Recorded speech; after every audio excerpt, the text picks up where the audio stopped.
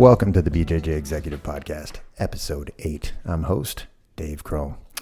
And once again this week, many conversations that I've had on and off the mat just about this podcast. And one of the questions that has come up a couple of different times, and I thought as part of the intro today, I would just once again clarify, but I was rolling at an open mat on Saturday, and one of the guys that I was rolling with, him and myself, we got in a long conversation just about our own backgrounds, and there were a lot of pieces of some of the prior episodes that he related to, but he asked me, he said, why did you even start doing this, and what is this thing all about? And so I've gone through it in the intro episode, I've gone through it in a couple of the other episodes, but I figured once again, just a reminder that the podcast itself, it's for everybody. It's for the white belt that's just trying to figure out what this whole thing is about and hope that he makes it through the first couple of months. It's for the blue belt that is trying to figure out what his career, what his family, what his mat time, how all that stuff balances out, and is he going to be able to make it through? It's for the purple belt, it's for the brown belt, and it's even for the black belt. It could be for anybody, because inevitably the path to longevity on jiu-jitsu is a tumultuous up and down, full of opposing forces, full of conflicts. And what better way to resolve some of those conflicts than to bring people on who have been there and done that? And that's the point of the podcast. And once again, just preparing for this week's episode, just trying to think back, like what is it about today's guest that people could relate to? And the quote that just continually came to my mind, the more and more that I learned about this person, was that action cures fear. And so many instances in life, fear is just a paralyzing factor. And as I watched this guy's background, and as it was first introduced to me from a friend, and of course I went and did a little research, listened to a couple of interviews out there on him, watched plenty of videos. There's all kinds of content in the jiu-jitsu world. But what was probably a little bit more appealing to me was the background itself. Learning jiu-jitsu at a young age, and then deciding to open up a gym as basically a kid. Becoming a bit of a jiu-jitsu jet setter and flying his body in and out of the continent in order to get close to the source. And then more recently, basically starting multiple different businesses and enterprises designed to give back to jiu-jitsu. And it goes back to the fear itself. And so many times these types of initiatives are out there, and they're out there in idea form only, and nobody executes. And that's the key to it all. And action cures that fear. And when I saw the action taking place, and I see some of these things start to unfold, and the more I learned, the more intrigued I was. And so I've got on the podcast today, husband, father, business owner, legit Brazilian Jiu-Jitsu black belt, academy owner, and multi-time entrepreneur, Sam the Snowman Snow. I had to throw the Snowman in there for you. Thanks for having me. Hey man, we didn't talk about the nickname, so I guess I should have clarified that. That is the sort of the tagline, huh? Yeah, my handle is Snowman Texas. Follow me, guys. Instagram. That's awesome, man. That's awesome. Well, thanks for making it out to Flower Mound. I mean, it was a bit of a journey for you, so hope it wasn't too tumultuous. No, yeah, it's right down the street. So thanks for having me on. It's great meeting you. We talked a little bit on the phone, but it's really awesome to sit down in person. So yeah, man. The obviously we talked a little bit about this, but I got to give a big shout out to my buddy Nick Ditto. He's the one that sort of brokered this meeting for us. I think he's one of your students, and the thing about Nick is a million miles an hour in terms of the ideas that he throws at you. So like he had all of these things. He kept telling me about these initiatives that you've got and all of these things that you've got going in the background and whatnot. Mm-hmm. But Nick does that with everything. And Nick knows that, right? So I'm sure he's listening, and I'm sure he's giggling as well. But the more I started to dig in, and the more he started to explain some of these things, I'm like, dang, dude, we've really got to kind of learn more about this. So I'm super stoked to dig into the background. On top of owning an academy and having a pretty rigorous competition schedule, you've got the Roll the World initiative, which we'll of course dig into. You've got the MAT mission, and then you've got a lot of other things going as well. So I'm sure there's all kinds of little golden nuggets that we're going to be able to sort of pierce through. But missed you on the mats today, man. I wish we could have gotten you out there. I hope at some point you can make the trip up. Oh yeah, I will for sure. I actually did a little bit of training with what are those guys' names? The brothers, Sam and they're Syrian. Oh yeah, Husan and Wisan. Yes, Husan. Oh my gosh, I'm blanking on your names, guys. Yeah, yeah. Husan and they. That's okay. I mix them up all the time. We had some great training before Nogi Worlds. Oh, that's awesome. Where did you guys train? I'm old, like. So we did Formigas. I came up to Formigas and to get some cross training with him. But I think he was training mostly in the gi, teaching only the gi days. Mm-hmm. But I was able to train with Rodrigo. So I really appreciate the guys having me to train there. It was great time. I was only doing a couple tough sessions a week just because of my body. So luckily I was able to compete because in October my hip was killing me. I could barely walk. Man, so that's a scary injury, man. Was it just an overuse thing or? I tore my labrum probably years ago and it just never gotten 100%. Oh, is that right? It'll flare up, but sometimes it feels great, but then it'll flare up and get stuck where I can't even turn my foot out. So that's crazy. That scares me, man, to even think about, every time I have any injury in my body, I'm like, this is the worst possible injury I can have until I get the next one. It seems like once I pass 33 or 34, I guess it's the last couple of years have been just like a domino effect of injuries. And I've backed my training off, 50% or more. Oh, that's cool. That's cool. We'll have to talk about that. Yeah. Husan and Wisan they're really good grapplers. They were college wrestlers, obviously. Yeah. And when they came to the gym, they were blue belts.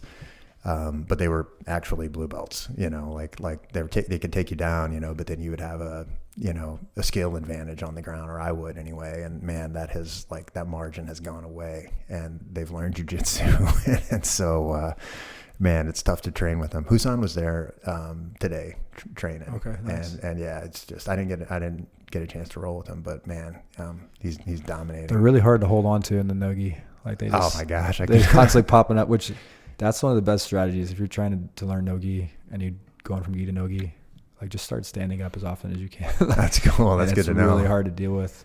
So they're really crazy, really good grapplers, good takedowns, hard to keep down once you take them down, if you get them down. Yeah, if you get hard them to keep them down. Yeah, no, I can only slippery, imagine. hard to hold on to stuff. It's not even a problem I attempt to resolve because it just doesn't come up for me enough. Man, I just end up on my back with We had some crazy scrambles I haven't had probably since I was younger. Really? I wasn't confident enough, but I've been working with a new mobility coach. Shout out to Aaron Archer, Archer Performance. Oh yeah, I've seen some of that out there. Yeah, he took my hip. My hip was really bad, and he took it since a month before my wedding in May. I've been working with him so last year all the way through, and then October I had that issue with the hip. It got stuck, and so we were already working on my hip, and then I had a big setback, and then he was able to take me from almost not walking, not able to turn my foot out. Dang. October to December, I almost competed. I felt like I was almost 100% when I competed. So wow. Where is his facility? He's out in Hazlet. In Hazlet. Okay, so northwest Fort Worth, I guess. Yes, sir. Okay, that's cool. Is it just does he do all kinds of different stuff? I've seen some of his videos. I was going to ask you about that offline, but since you brought it up, I guess we could just so he's starting to. I'm trying to get him I'm trying to encourage him. I'm trying to get him on our platform. I think he's going to do it. He doesn't like to be on camera much, which is he's growing out of that. I guess there's nothing wrong with that. Too many people like to be on camera too much. So. No, and I'm kind of similar with him. I just have experience working through that, and I'm older, and I've had to be on camera as far as doing the the world stuff, and I've kind of gotten over that. But yeah, we're working on that, and I think he wants to do his own thing eventually. But I'm dude, for now, I already have I'm already almost had the platform up. Let's get you on, get your stuff out there, because it's really, really good stuff that he's showed me, and just stuff you already know. But when someone you respect that tells you, even if you just spent 5 minutes or 10 minutes doing this one exercise before you train, it's gonna change the game. Yeah. I imagine even just coming up with a routine to use, as opposed to just kind of randomly going out there, probably makes a big difference as well. Especially if you have a specific part of your body that's always bothering you, which you probably do. when you get older, it's really targeted activation, doing certain exercises, and not stretching, right? But like doing certain exercises that are going to like activate those muscles. He's really smart, like really good at that type of stuff. And it's just good to know, like if you're kind of in the dark as a new jiu-jitsu practitioner, or even you've been training a long time like me, it's good to be reminded, and also good to be like channeled into a certain routine to warm up, but also learning, hey, it's also beneficial to stretch afterwards, cool down. Yeah. Like there's certain things that we stop doing because we just kind of we go through the motions. We've done jiu-jitsu forever. We just go train, and it's like not a big deal. But actually it's really hard on your body in a lot of ways, especially if you're training for a competition. It's like 100% training. I mean, 100% effort kind of thing. So yeah. That's cool, man. Remind me, I was going to talk to you about that anyways. I'm glad you brought that up. Is he a jiu-jitsu guy? Yeah, he just got his purple belt recently. Oh, dang. Cool. Super strong. Super strong guy. Cool. But for his size, he's a smaller guy, but like really athletic, really strong. It's awesome, so man. He has a lot of potential. Can't wait to beat him. Well, let's dig in a little bit, man. So we were talking a little bit before, and obviously I know a little bit about your background. I mean, I know you grew up in this area, but let's take us back in time, man. Where'd you graduate from high school, and when'd you start training jiu-jitsu? So my academy is like basically right in front of the high school that I graduated from, which is pretty cool. But I graduated from Keller High School 2005. Dang, Keller High School. Yeah. One of many now, as we were talking about. Right. And yeah, I graduated there in 2005. I went to Tarrant County College for my associates after that. I went to UT Arlington after that. Barely made it through college because I was found jiu-jitsu after high school and barely showed up. Like I had a night class. I think that was the first class I'd ever failed because I showed up almost never. Did you tailor your schedule around jiu-jitsu classes and jiu-jitsu training? I trained and taught at night because like that's so funny. We didn't. No one had day classes really back in the day. You know? Yeah, we didn't have day classes. Yeah, we didn't have half of what we have now. So you know, I mean, it feels so spoiled. You know, I'm a couple miles from Formiga's place. I mean, like I could easily make it down to your place. I mean, I've got access to all kinds of high level, skill sets, and you take it for if you're granted. starting out in jiu-jitsu right now, like you. Dude, it's a buffet. You have the world. It's a jiu-jitsu buffet. And that's kind of like it's kind of like the capital of Texas. The capital of jiu-jitsu is in Texas now, almost. Seems like it. Yeah, seems with like it's Austin and it's changing. Kind of coming into Austin. So. Yeah, I hear more and more people talking about Dallas jiu-jitsu now, and probably because people are talking about Austin jiu-jitsu. It's like, okay, oh, really? It's Austin? Okay, well, what about Dallas? Right. I like that. I Both, like hearing it. Or DFW jiu-jitsu, I guess we should call it. Yeah, it was. I mean, Dallas-Fort Worth, I think, was probably stronger than Austin before Craig Jones and Gordon Ryan went there. Yeah. And, John Danaher, but. Oh, man, yeah. I mean, like a lot of the names that have, just recently gone there. I've got like a anti-affinity to Austin anyway. Has nothing to do with jiu-jitsu. It's more just kind of like experiences that I've had at work and whatnot, and I'm just done with Austin, man. Nothing against people from Austin, nothing against Austin as an entity or whatnot, but like me and Austin just don't blend well together. I was so happy to see that like the Austin Open was in Round Rock. That way I didn't have to go to Austin proper. It's closer, yeah. And it's closer. It's a nice quick trip. Yeah, you avoid like the worst part of getting into Austin too, which is like that basically that segment from Round Rock to downtown. Yeah. But my office used to be in Westlake, which is like just on the western side of Austin, and it was just a knife fight every day, man. Like infrastructure's not ready for all the people that have moved there. It's just a mess. Well, I don't think it'll ever be ready for them. I don't think so either, man. Because they're coming in masses. 100%. Like the airport runs out of fuel. I mean, it's crazy, dude. Wow. Yeah, it's nuts. But anyway, enough about Austin. This isn't about Austin. Back to Keller. Yeah, no. So like you're saying, the capital. I mean, like you're saying, the jiu-jitsu here is like world class. Yeah. There's no need to go to South America. Like when I was here and starting jiu-jitsu, like I was training with a purple belt and. Great guy, great coach. I mean, he was doing his best he could, right? Like he was from El Salvador, which not Brazil, but Salvador, Central America, and didn't speak much English. So like that's where I started learning Spanish. It's from him and from some of the other students that were training with us. But we had like no formal class. There was no gi, no gi. There was like basically people in t-shirts half the time or no shirt. Okay. Nice. There was like a little hallway with like a mirror on one side, which is not conducive for jiu-jitsu. So we break the mirror all the time. In Irving. Yeah. Okay. So like I went out there looking for Muay Thai, and the Muay Thai gym, I think it was George's, had moved, I think he might have been inside Muller at the time. I'm not sure, but Okay. I just didn't find him. And then I found like this karate gym, and they were like, yeah, we have a jiu-jitsu affiliate, like jiu-jitsu academy, or we have a jiu-jitsu class, and it's this time, come back and you can train for free or whatever. And I was already out there, so I was like, I'll wait an hour and I'll get some food and come back. So I did my first jiu-jitsu class, and I think I hated it. I'm pretty sure I hated it. It's been a long time now, so I'm trying to remember, but I hated it for a while. This is back in like 06 or? Yeah, around 2006. Okay. And I got a month free, so that's why I stuck with it.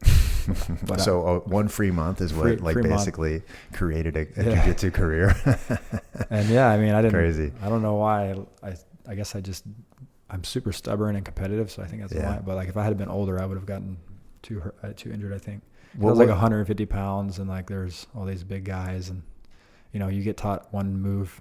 He taught us like one move every day, the same move for and he wouldn't really teach much. In jiu-jitsu? Yeah, he wouldn't really teach much. Okay, that's a pretty slow progression. Learning just, not like right now there's all these curriculums, there's always strategies, there's always like skill. Like now it's like, I think most coaches understand how to like get your student to learn skills, to build skills, not just teach them a technique. Like, right. So like building skills and being able to move the right way and being able to like actually like know what you're doing pretty quickly. Like now you can get a student in a couple months and they like pretty much know the basics of jiu-jitsu. Yeah, they might have even watched a couple hours worth of YouTube before coming in. And there's so much to study online as well. Dude, it's crazy. Yeah, as they kind of bounce like, should I go, shouldn't I go? Like we had a guy that came in the other day and he had like basically watched a master class or he paid for to see if he wanted to come do jiu-jitsu. I was like, dang, man, that's a commitment right there, bro. You could have just come in and taken a free class. Right. Yeah. Yeah, they have the information at everybody's fingertips, obviously, in every respect. But yeah, good and bad, I guess. But for jiu-jitsu here, I was at the time, that's how I started, but it was like MMA orientated still. There was no like sport jiu-jitsu, like wasn't a big focus. It was like MMA because of UFC and the Ultimate Fighter. That's like why I got in MMA too. It was like why I wanted to do Muay Thai for the Ultimate Fighter show. I was watching it. It was going big then. And I was getting into the series, and I never really watched shows except for kids shows before that. I was 18, 19, and so did you do martial arts in high school or wrestling or anything like that? No combat sports? I did swimming in high school, and I didn't really like apply myself well. Freshman year I kind of did, but I didn't really apply myself well. I was pretty lazy. Didn't really like it that much, I think. Dude, swimming, it's kind of boring. You basically cannot be lazy with swimming, man. Swimming's a grind. I got like senior year, I got caught, or maybe it was junior year, I got caught like in the shower waiting through practice, like just like in the hot shower and like the hot tub. I would be like sneak to the hot tub. Oh my God. Or I'd be on the bottom of the pool like hiding and holding my breath so I didn't have to swim. That's awesome, man. Yeah, I just got sick of it, and we would run at like 5 a.m. and then swim. And it was not. And that cold pool's waiting for you. Cold pool, like right when you wake up. Hard workout. And I was not a morning person. Those are bad combos for an illustrious swimming career. So I can see why you took the path you took. So I did gymnastics a little bit as a kid. I did baseball, basketball, like okay, cool. All the normal sports. Yeah, good American background right there. Not a lot of football, but I was pretty small. Yeah. What do you compete at? Right now I'm doing like middle heavy. I did mid-heavy. I did middle. I cut to middle for Nogi Worlds. Okay. Which I almost missed weight. Oh, did you really? Dude, that seems like a pretty aggressive cut. I did. It wasn't that big a deal, but I think I thought I was closer than I was. And so I was a couple of days before I started eating, like I was eating some cookies here and there, and I was getting a little bit lazy. I was still eating clean and like pretty small amounts. Yeah. But I was like, I'm so close. Like I'm like right on the weight. So I got a little bit lackadaisical, I think. And so I was running around in my sweatshirt, and I was in the car with the heater. Like I was I knew I was overweight. Like classic techniques. I was in the car with the heater 2 or 3, I think it was the third time, and I stopped sweating, and I was like, crap. Because I had already checked weight. Oh yeah. So then I was like, maybe I can go to the bathroom, spit a little bit. I don't know. Dude, those are some. And I ended up changing my underwear because it's sweaty. So like, that'll save me like maybe a couple ounces. 1/10 of a pound. That might be what pushes you over, man. It would be a shame if you missed it over 1/10 of an ounce. I made it over like a 1/10 of an ounce. Pound, yeah. That's what I made it like barely. Wow, that's crazy. That's crazy. Yeah, man, we could talk for days on weight cutting, man. And it's come up probably because, like, you might not know this, but my kids are in wrestling season right now, and it is a battle. Oh, yeah. Dude, we fight all the time about weight cuts. I'm like, don't do it. You're a freaking kid. Yeah. You don't know what you're doing. You don't know how to properly, like, first of all, you don't know how to cut weight other than not eat. And then, that's not a discipline that you could sustain. So, I have experience from MMA, but like I would say if you're just a jiu-jitsu practitioner in general, just don't even cut weight. Yeah, it's not even really worth it. Yeah. And I hadn't cut weight for any tournaments in years. Like that was the first one I cut. That's a professional tournament, man. I mean, and you're a professional and like, competing at that level, then it makes sense. I wasn't that heavy. Sense. Like I started training, harder for the tournament, and my weight's gonna naturally go down. So I don't really stay that heavy naturally. So I was only, I think 10 pounds away, and I was like, might as well. By the time I actually compete, I'll probably be 5 pounds off anyway. So I was like, I'll just start cutting in. But no, I normally do middle heavy, so that's a long-winded answer. Gotcha. Yeah, well, no, I mean, so, man, you put on 30 pounds basically in high school. So, I mean, or after high school, it sounds like. Yeah, I competed at lightweight, actually. Oh, really? For a long time, like blue, purple belt, brown belt, even black belt. And then I slowly went to middle, and slowly went middle heavy the last few years. Yeah, just getting stronger. I'm just really skinny by nature, so. Yeah, I kind of am too. As you can, Magro jiu-jitsu. Yeah, and now you still have all that muscle definition. I'm starting to like trim down and like become all bony, which I think is affecting my durability. So I've been trying to pack some strength on as well, but it's easier said than done, man. It's hard to do both. Priorities, do I roll today? Do I lift today? Can I do both today? I don't know. Mobility has to make its way in there. It's tough, man. It's a lot. Like throwing jiu-jitsu in adds a lot because you could probably get away with just lifting weights every day and not get too injured if you're smart. Yeah. And minimal stretching, but the range of motion required for jiu-jitsu and like the scrambles, the movement, and explosiveness you need to have in different positions, like especially at a high level. Yeah. It's the most demanding you could ever, I think, mobility wise for your body. Yeah. It's awesome. Like one of the things I love about it is that it in more ways than one, it keeps you young, because you're around all these other people and you see what's possible and you're out there participating as well. And can I keep up with Husan and Wisan? Like, no way, man. Not a chance. I probably never will, no matter how much I train.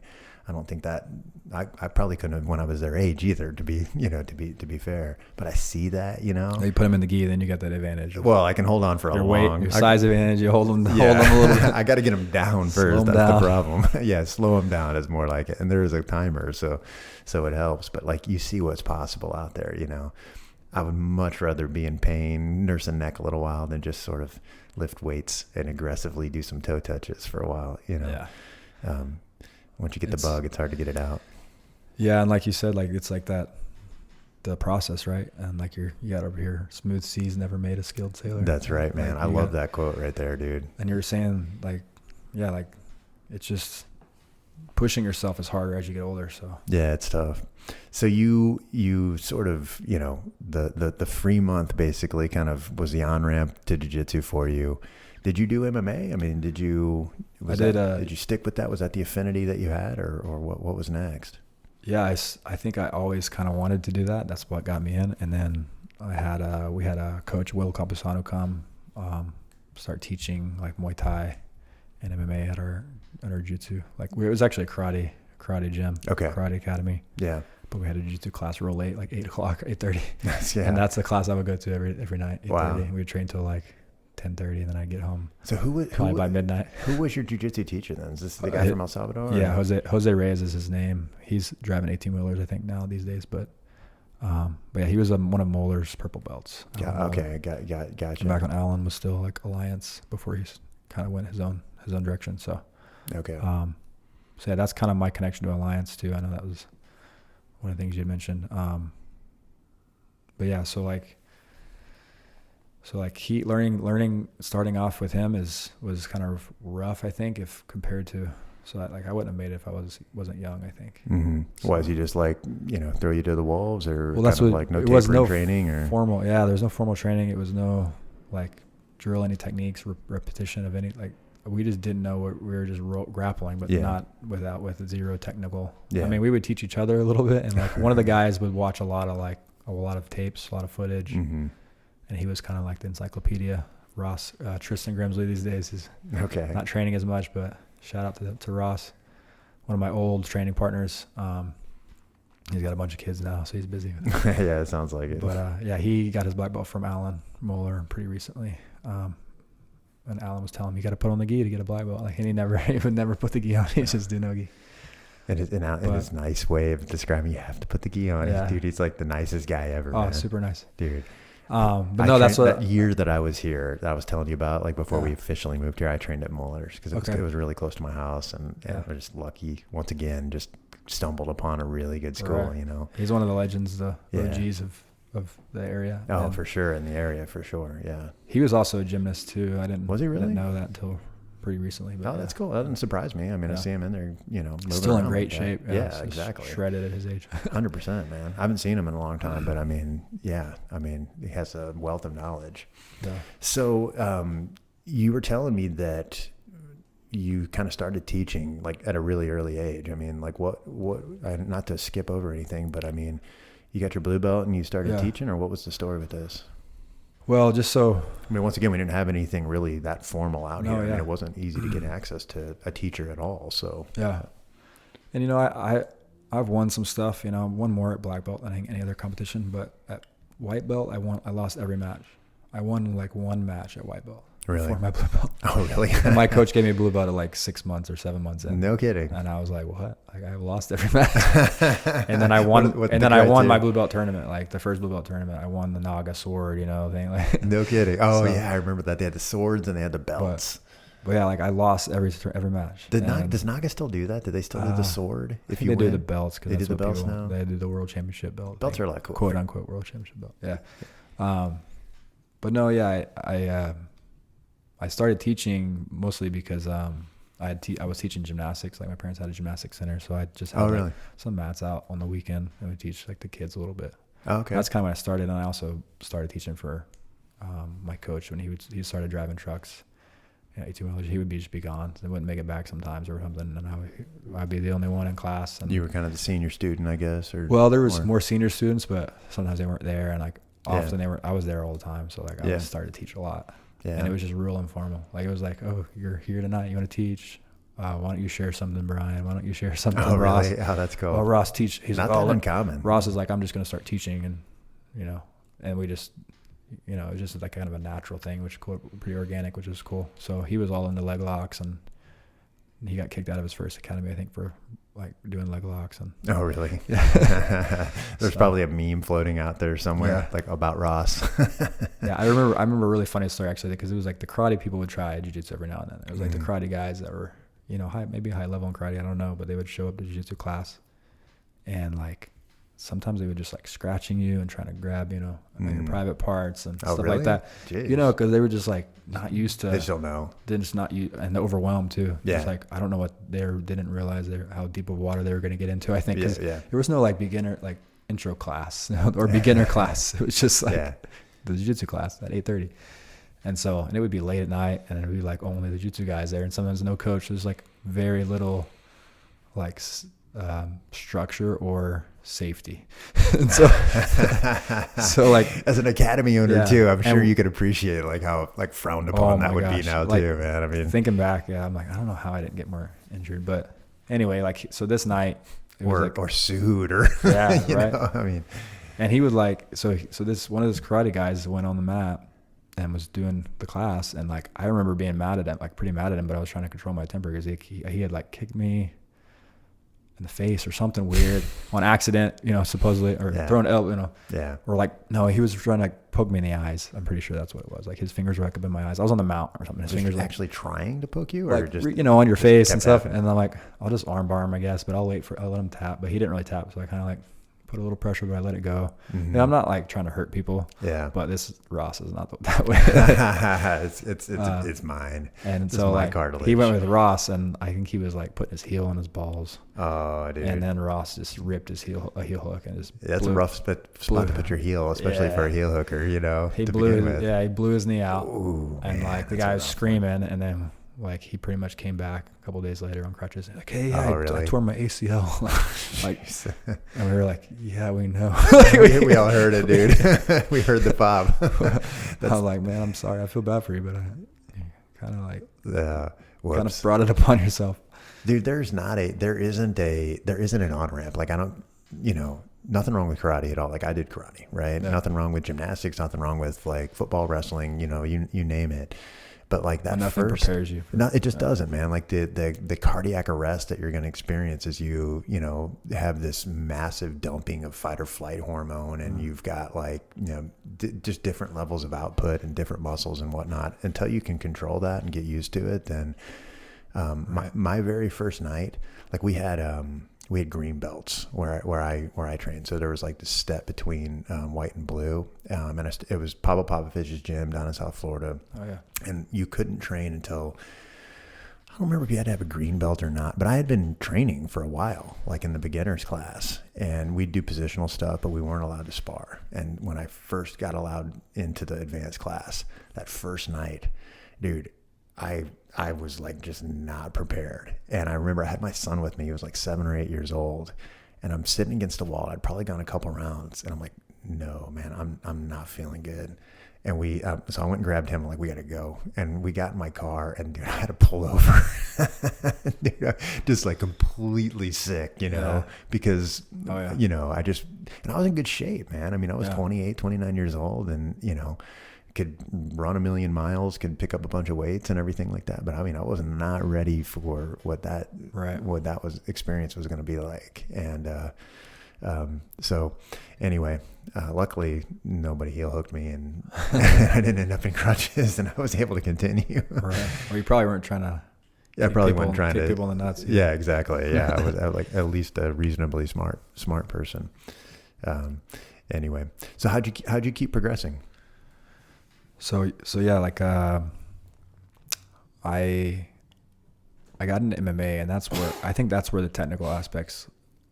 I mean, we were getting technical. I think I was, trying to study, trying to learn from the other guys that were watching YouTube, from the coach too.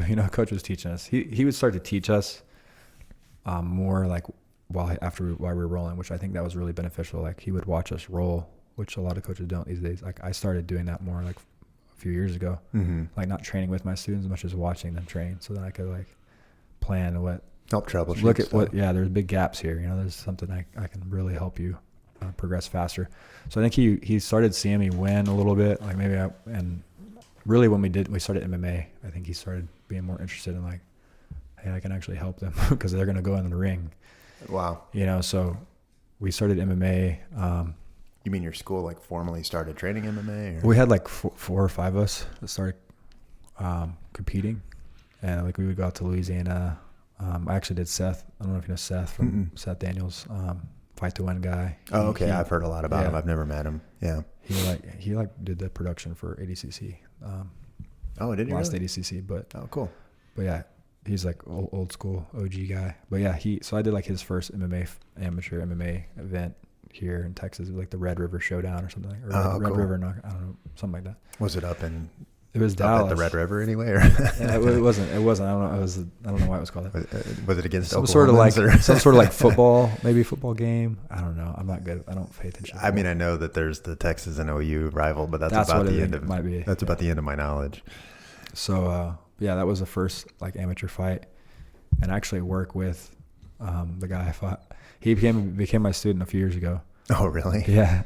And it must have awesome been interesting to see him come in the gym. Yeah, he came in the gym and he signed up with like 4 friends. Really, and, dude? Yeah, and you need to get in a fight a lot more often. It's good for business. No, and like I guess we kind of kept in touch a little bit, not like a whole lot, but we kept each other on Facebook. I think social media. Mm-hmm. But yeah, I actually work with him now. He has a construction company, so I do like residential roofing with him. Oh, okay, cool. And then I do commercial too, but it's a different company. But yeah, anyway, so that was the first fight, and I had 2 more. But yeah, we were just getting into MMA, and it was cool because we'd go as a group.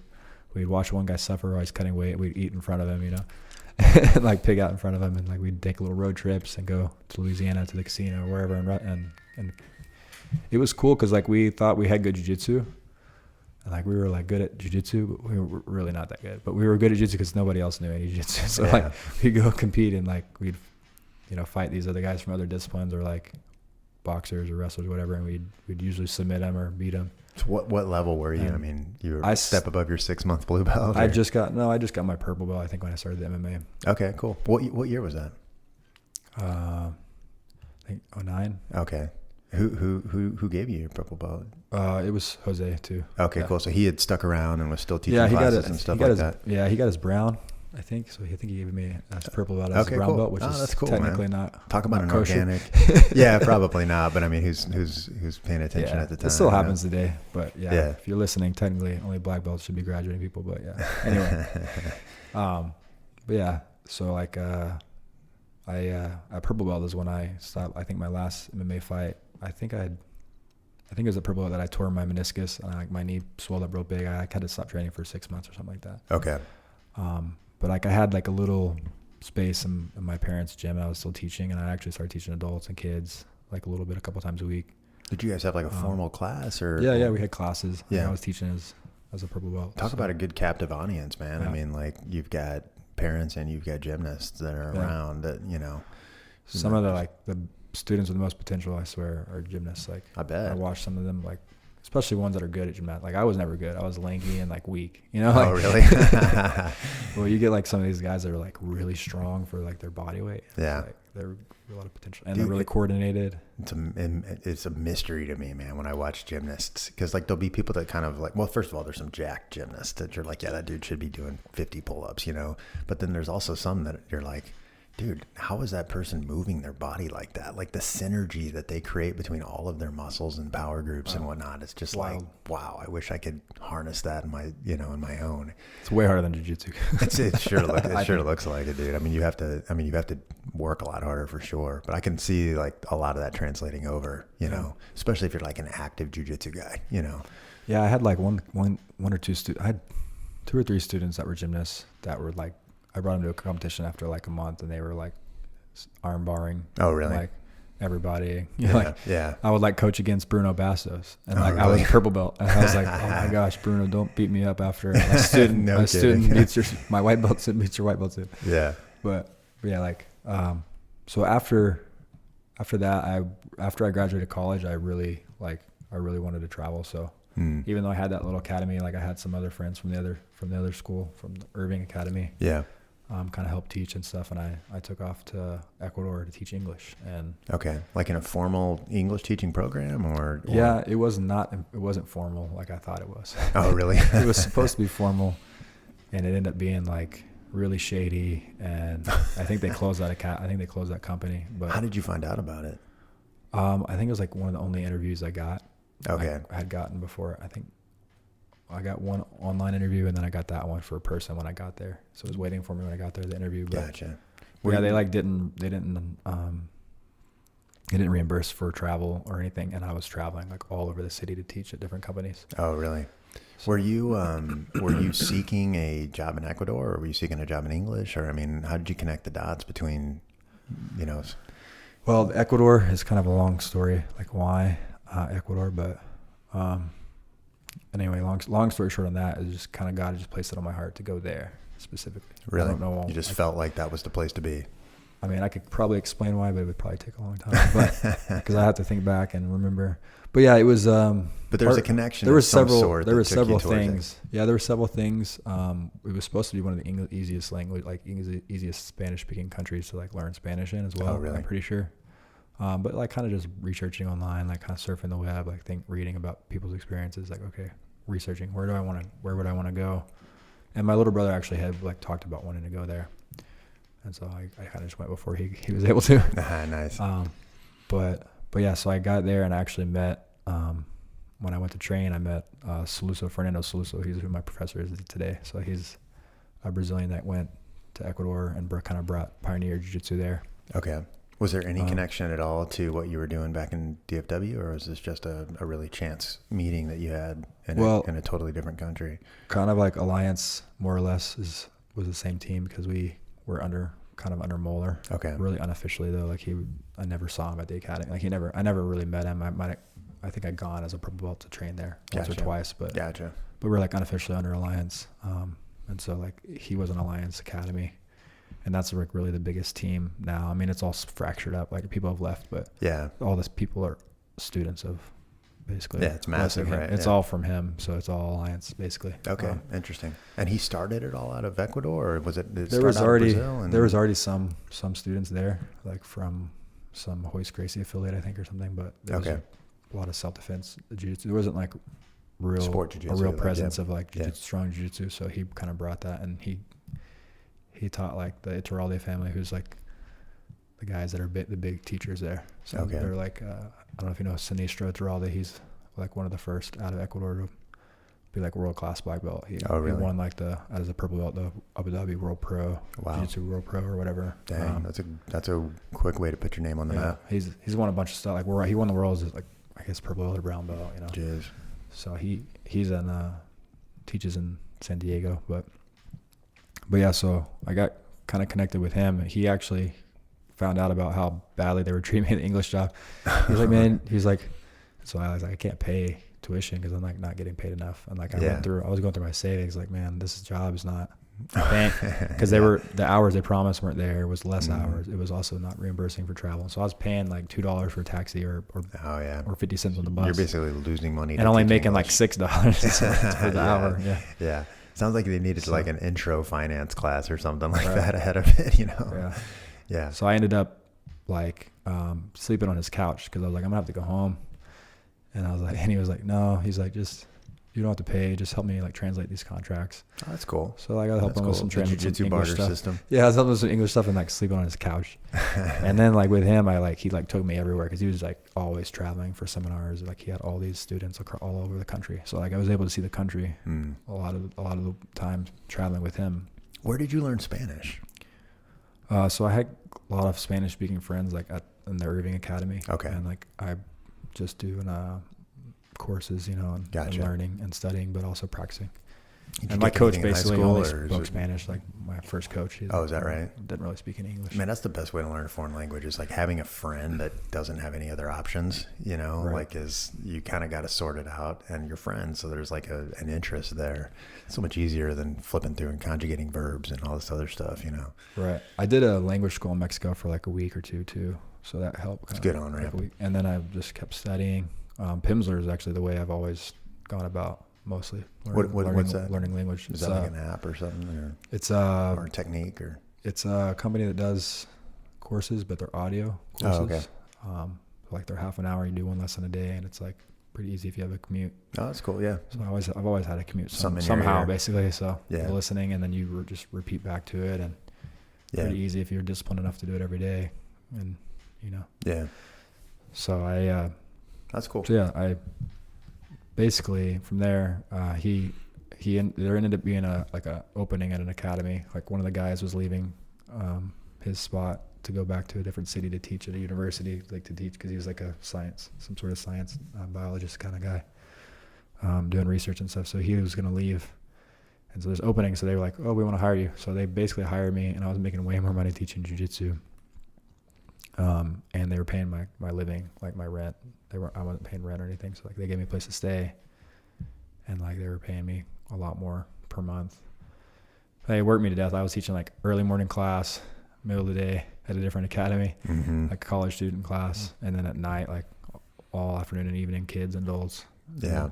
Were you still a purple belt?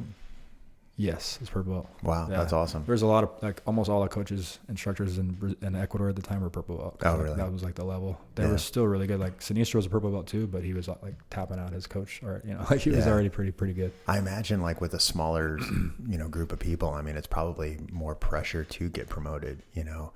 Whereas now when you've got a big academy, I mean, people of all shapes and sizes kind of make their way through the ranks. I mean, when you've got a small sect of people, I mean, it's, the magnitude of a promotion. Like if there's one brown belt and a group of purple belts, I mean, like, dude, that's a spotlight, or purple against blues or whatever the case may be, so. Right. I mean, kind of early days, it sounds like. Had you already basically chosen jiu-jitsu as a profession at this point? I mean, you're basically spending your day doing it. I mean, I didn't go down there like thinking I was going to be able to like just teach jiu-jitsu, honestly. But it was so popular. Like, you know how popular it is. It's like only getting more and more popular. Jiu-jitsu's only getting more popular. It's not, I guess the tip of what do you call it?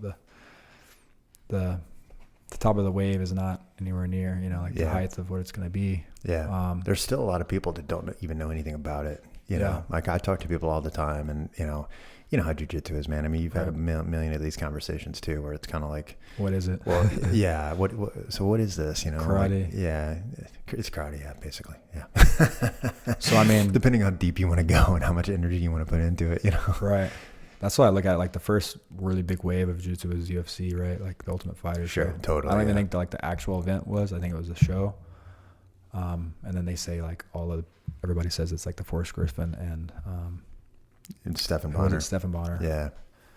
Rest in peace, Stephan Bonner. But yeah, like that first fight, that big fight was like the one that catapulted. Yeah, man. I remember that, dude. I remember my phone ringing afterwards. Like, did you see that? You know, with a buddy of mine. And yeah, I mean, that's a highlight reel to this day. Even though there really wasn't that much jiu-jitsu going on, they were just beating the crap out of each other. Oh, they were just slugging. They were just.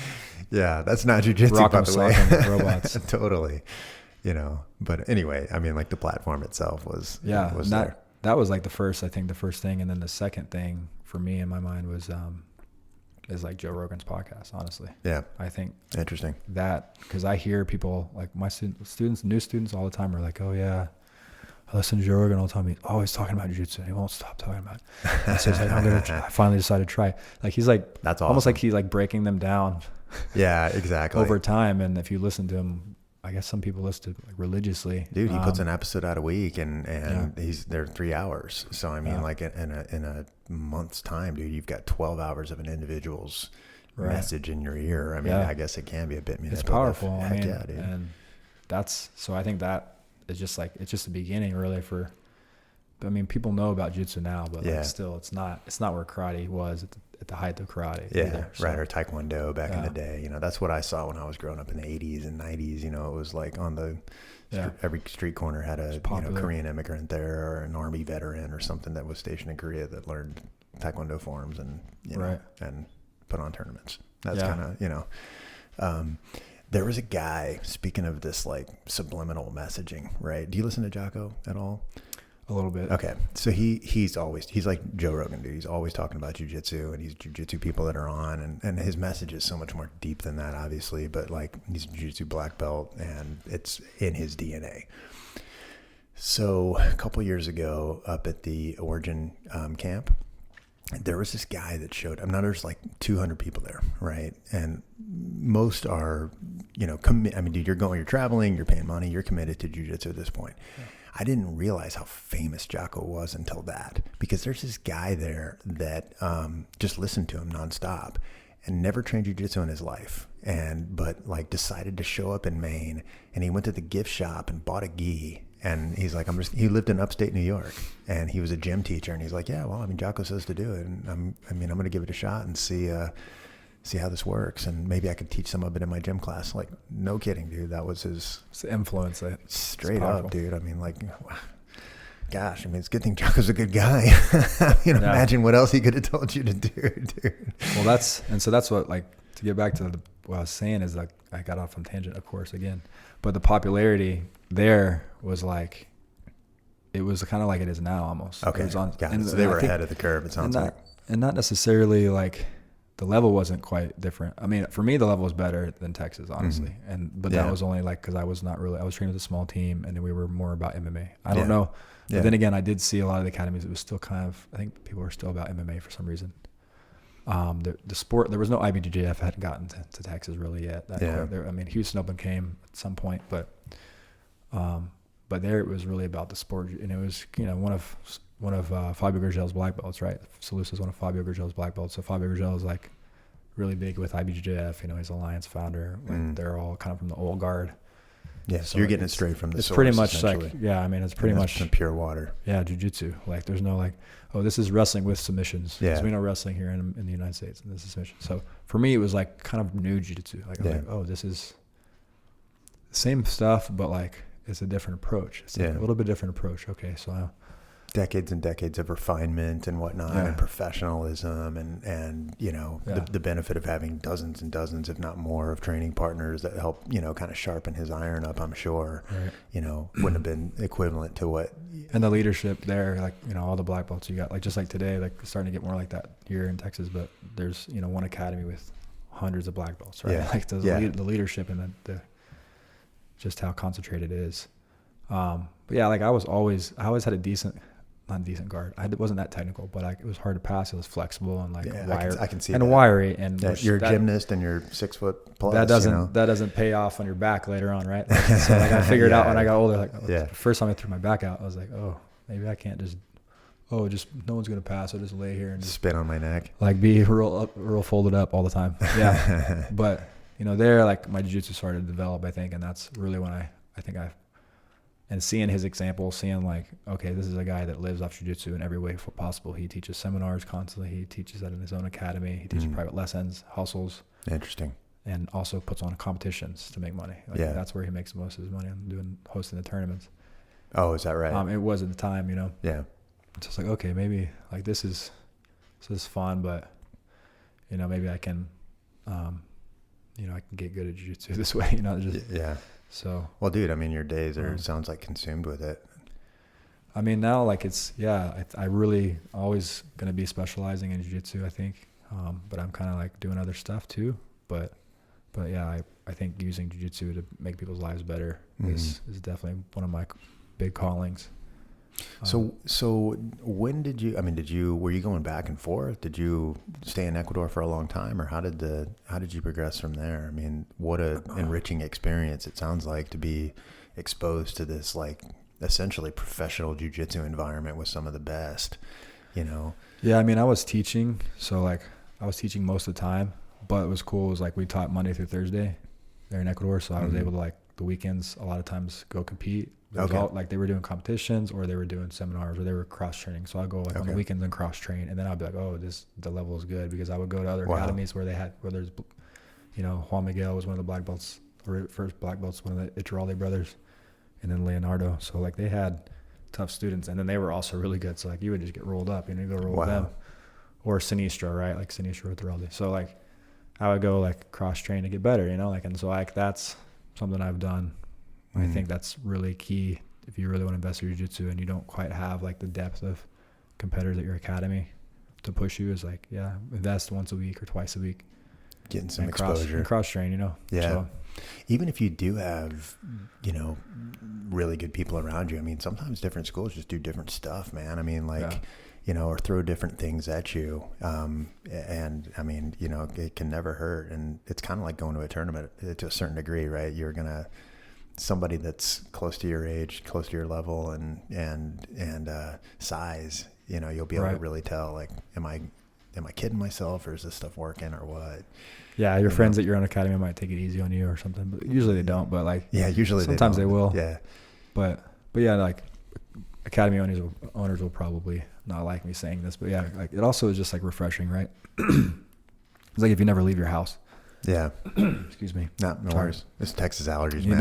I'm with you, bro. This wasn't as bad as before. I've had a sore throat forever. But yeah, it's better. But yeah, it's you never leave your house. Imagine you work from home and you're always in this room. Yeah. You never leave your house, and you just take your work somewhere else. It's so refreshing, right? 100%. Yeah. You talk to colleagues or people that you new don't ideas, see face to face all the time. Yeah, and it's just you just make friends and you network. And yeah, I mean, networking is powerful if you're an entrepreneur or a business person. How powerful that can be. So, well, I mean, not to fast forward too much, but I mean, when you as a school owner, I mean, how were you handling cross training and whatnot? Would you have guests regularly, or what were the rules of engagement? When I was sole owner, I'm not sole owner of my academy anymore. So when I was sole owner, we used to have I think Friday night open mat was the spot at my academy. Really? And for the whole Metroplex. Come one, come all. Yeah, it was we would throw down and everybody would come. That's and awesome, this was a man. few years ago, right before I had my son, and even after I had my first kid. I was still young and not as responsible, and just loved jiu-jitsu lifestyle, So I was a little bit more into partying and competing and traveling, and I didn't have a lot of responsibilities financially or otherwise. So yeah, we would that was my cross training. I was no, come to me now. Yeah, that's cool. And we would have fun because we'd go out to eat afterwards. A lot of us would become friends, and we'd just hang out and eat afterwards and stuff. And then that's kind of how the DFW Jiu-Jitsu community page, I think, on Facebook, the group kind of formed after that. One of the guys put that page up. Oh, really? And now, there's tons of open mats, but yeah. Friday night, there was no ever heard of a Friday night. Like I started doing that a long time ago, like several locations ago, and we kind of kept it up. And you know, if you have families, it's gonna be hard Friday night. Like but like a bunch of single people and jiu-jitsu people, like we would train for 3 hours, like hard, you know, like 7 to 9. Oh dang, that's crazy. And it was like just round after round. I would train for 2 hours straight, like hard. Wow, like that's not awesome. Sometimes not take breaks. Yeah. And the next day I would beat that bat off. You know, like if I did that now, I wouldn't be walking for 3 days. I would be like, especially at the end of the week, 3 or 4 days, I would be down. You know. Yeah. Some people, Friday night's the only night they can really train, man. That might be the night that their bosses are pressing them to stay late or whatever, you know. So it's nice to be able to do something like that. I don't know if I'd want to walk into that Shark Tank if I'm training once or twice a week. I'm a blue belt. It was, and it was like I had a really small spot at that time too. It was like 2,000 square feet, the whole space. Oh, really? So it was like there was like you running into people run, like we would run across the mat like over pairs of people, trying to scramble, take people down, running the walls and stuff like that. Where was your space at? It was North Richland Hills. Oh, that's right. Yeah, that's right. You told me about that. So, so South America, I mean, did you stick with Ecuador or what was next? Oh, I stayed there for like, I think it was like 9 or 10 months. It's a pretty good sampling of a culture, man. I mean, had your Spanish improved as well? Yeah, so I was speaking, I think by 3 or 4 months, I was speaking pretty well. Like definitely by 6 months, I think I was speaking conversation. Like, man, that's awesome. Fluently. That's awesome. 6 months, I would say, because I was there. I mean, I was conversational pretty much in the first month or less. Yeah, but just out of survival, because I'd already been studying. Yeah, and it's not the hardest thing to learn. Spanish is pretty easy, and especially if you live in Texas. Yeah, you have plenty of yeah, exactly. Plenty of places to practice, that's for sure, you know. Yeah. So like I was there 9 months, I came back home. I overstayed my visa actually. Whoops. So I was 6 I was that's frowned upon. Visa Maybe it's a little more than frowned upon. Visa for 6 months, overstayed it, and they just asked me, they were like why'd you overstay your visa? And I was like, I was pretty sure like there wasn't bad consequences. It was supposed to be because they were like talking about changing the law of fine you or just give you a penalty. Like you can't come back within a year or 3 years. So I was like, oh, that's really not that big a deal. I'll overstay because I had a girlfriend at the time too, I think. I gotcha. And so, and the owner I was working for, I was teaching him classes for, he's like, no, don't go. Yeah. And he kept like telling me not to leave. And I didn't want to leave. I had been there. I felt like I was having a lot of fun and, you know, like you're saying, it's a pretty cool experience. Yeah, I man. You're young. Trade it for the world. Like, dude, talk about a different world coming out of Kettler. I mean, oh man, and I taught like right on the beach. I lived like right on the beach on the Pacific coast. So there isn't anything like that around here.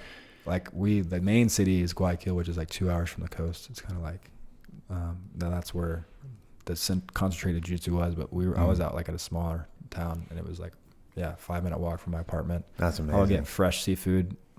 Bowl of seafood for breakfast. Like it's like a soup they have. Oh, really? I like never thought I would eat fish soup for breakfast, but it's caught like an hour before, and it's like $1. Yeah, exactly. I think I would probably look at like any kind of seafood breakfast or fish soup or whatever is somewhat suspect around here. But yeah, I mean that's a local culture and must have been crazy. I mean, especially as like you're probably 20 years old or something like that at the time. Or? Yeah, I was like 20, I think 23. Yeah, that's awesome, man. That's cool. So you overstayed your welcome, slightly frowned upon. Yeah, and that's all they asked me. Maybe even beyond that. And I told them a girl. And I don't even know if I was really, but I told them I was a girl. I had a girlfriend. Like, I'm sure they've heard it all. And so they're like, whatever. And she just kind of like, let me through. Let you through? Really? Yeah. Wow. I mean, that's crazy. Didn't detain me or anything. So. Okay. Well, you don't look like a threat. So that was leaving the country, but yeah. So I came back home, and like I think a year later, I went back to. I did a little seminar, like. A little camp in Colombia. Like they had my professor has some like students in Colombia and so they did like we did like a 2-week camp, and I taught for a couple weeks. It was pretty cool. I had my brown belt by then, and then from the same guy down south. Yeah. And then I went back to Ecuador. And for a girlfriend at the time, like we were kind of long distance. Gotcha. But it was tricky, but I was new to that. But long distance relationship. Yeah. So I went to see her right after that. She's like, "Where are you going to Colombia first? Why don't you come straight here?" And then I ended up, I wasn't only supposed to stay for like 2 weeks because I was supposed to go to Brazil to train. So I ended up staying like a month because she's like, oh no, don't leave, and I was having like seeing old friends and like just traveling around. So I stayed there a month, and then I went to Peru and like surfed and stayed on the beach for like a week just by myself. It was pretty cool. That's crazy, man. That's crazy. I mean, the language cheap. And and it doesn't seem like they put too big of a blemish on your record with your visa woes. Well, I went to, I don't remember exactly, but there's no, but I went to Peru to get the flight that was cheaper. It was like cheaper flight to Brazil. Gotcha. So I took a bus like overnight, like 20 something hours, but I was like, ended up staying there for a week. I was only going to stay there for a few days, but I stayed in like Moncora, which is like this tiny little surf town.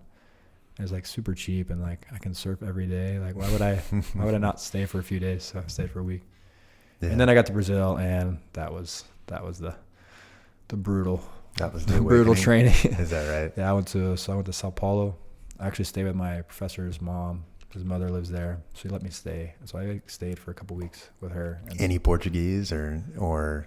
Yes, because so in Ecuador I had Portuguese Brazilian roommates that were teaching. One was teaching capoeira there, and he like helped teach jiu-jitsu for the kids program and CrossFit and stuff like that. Okay.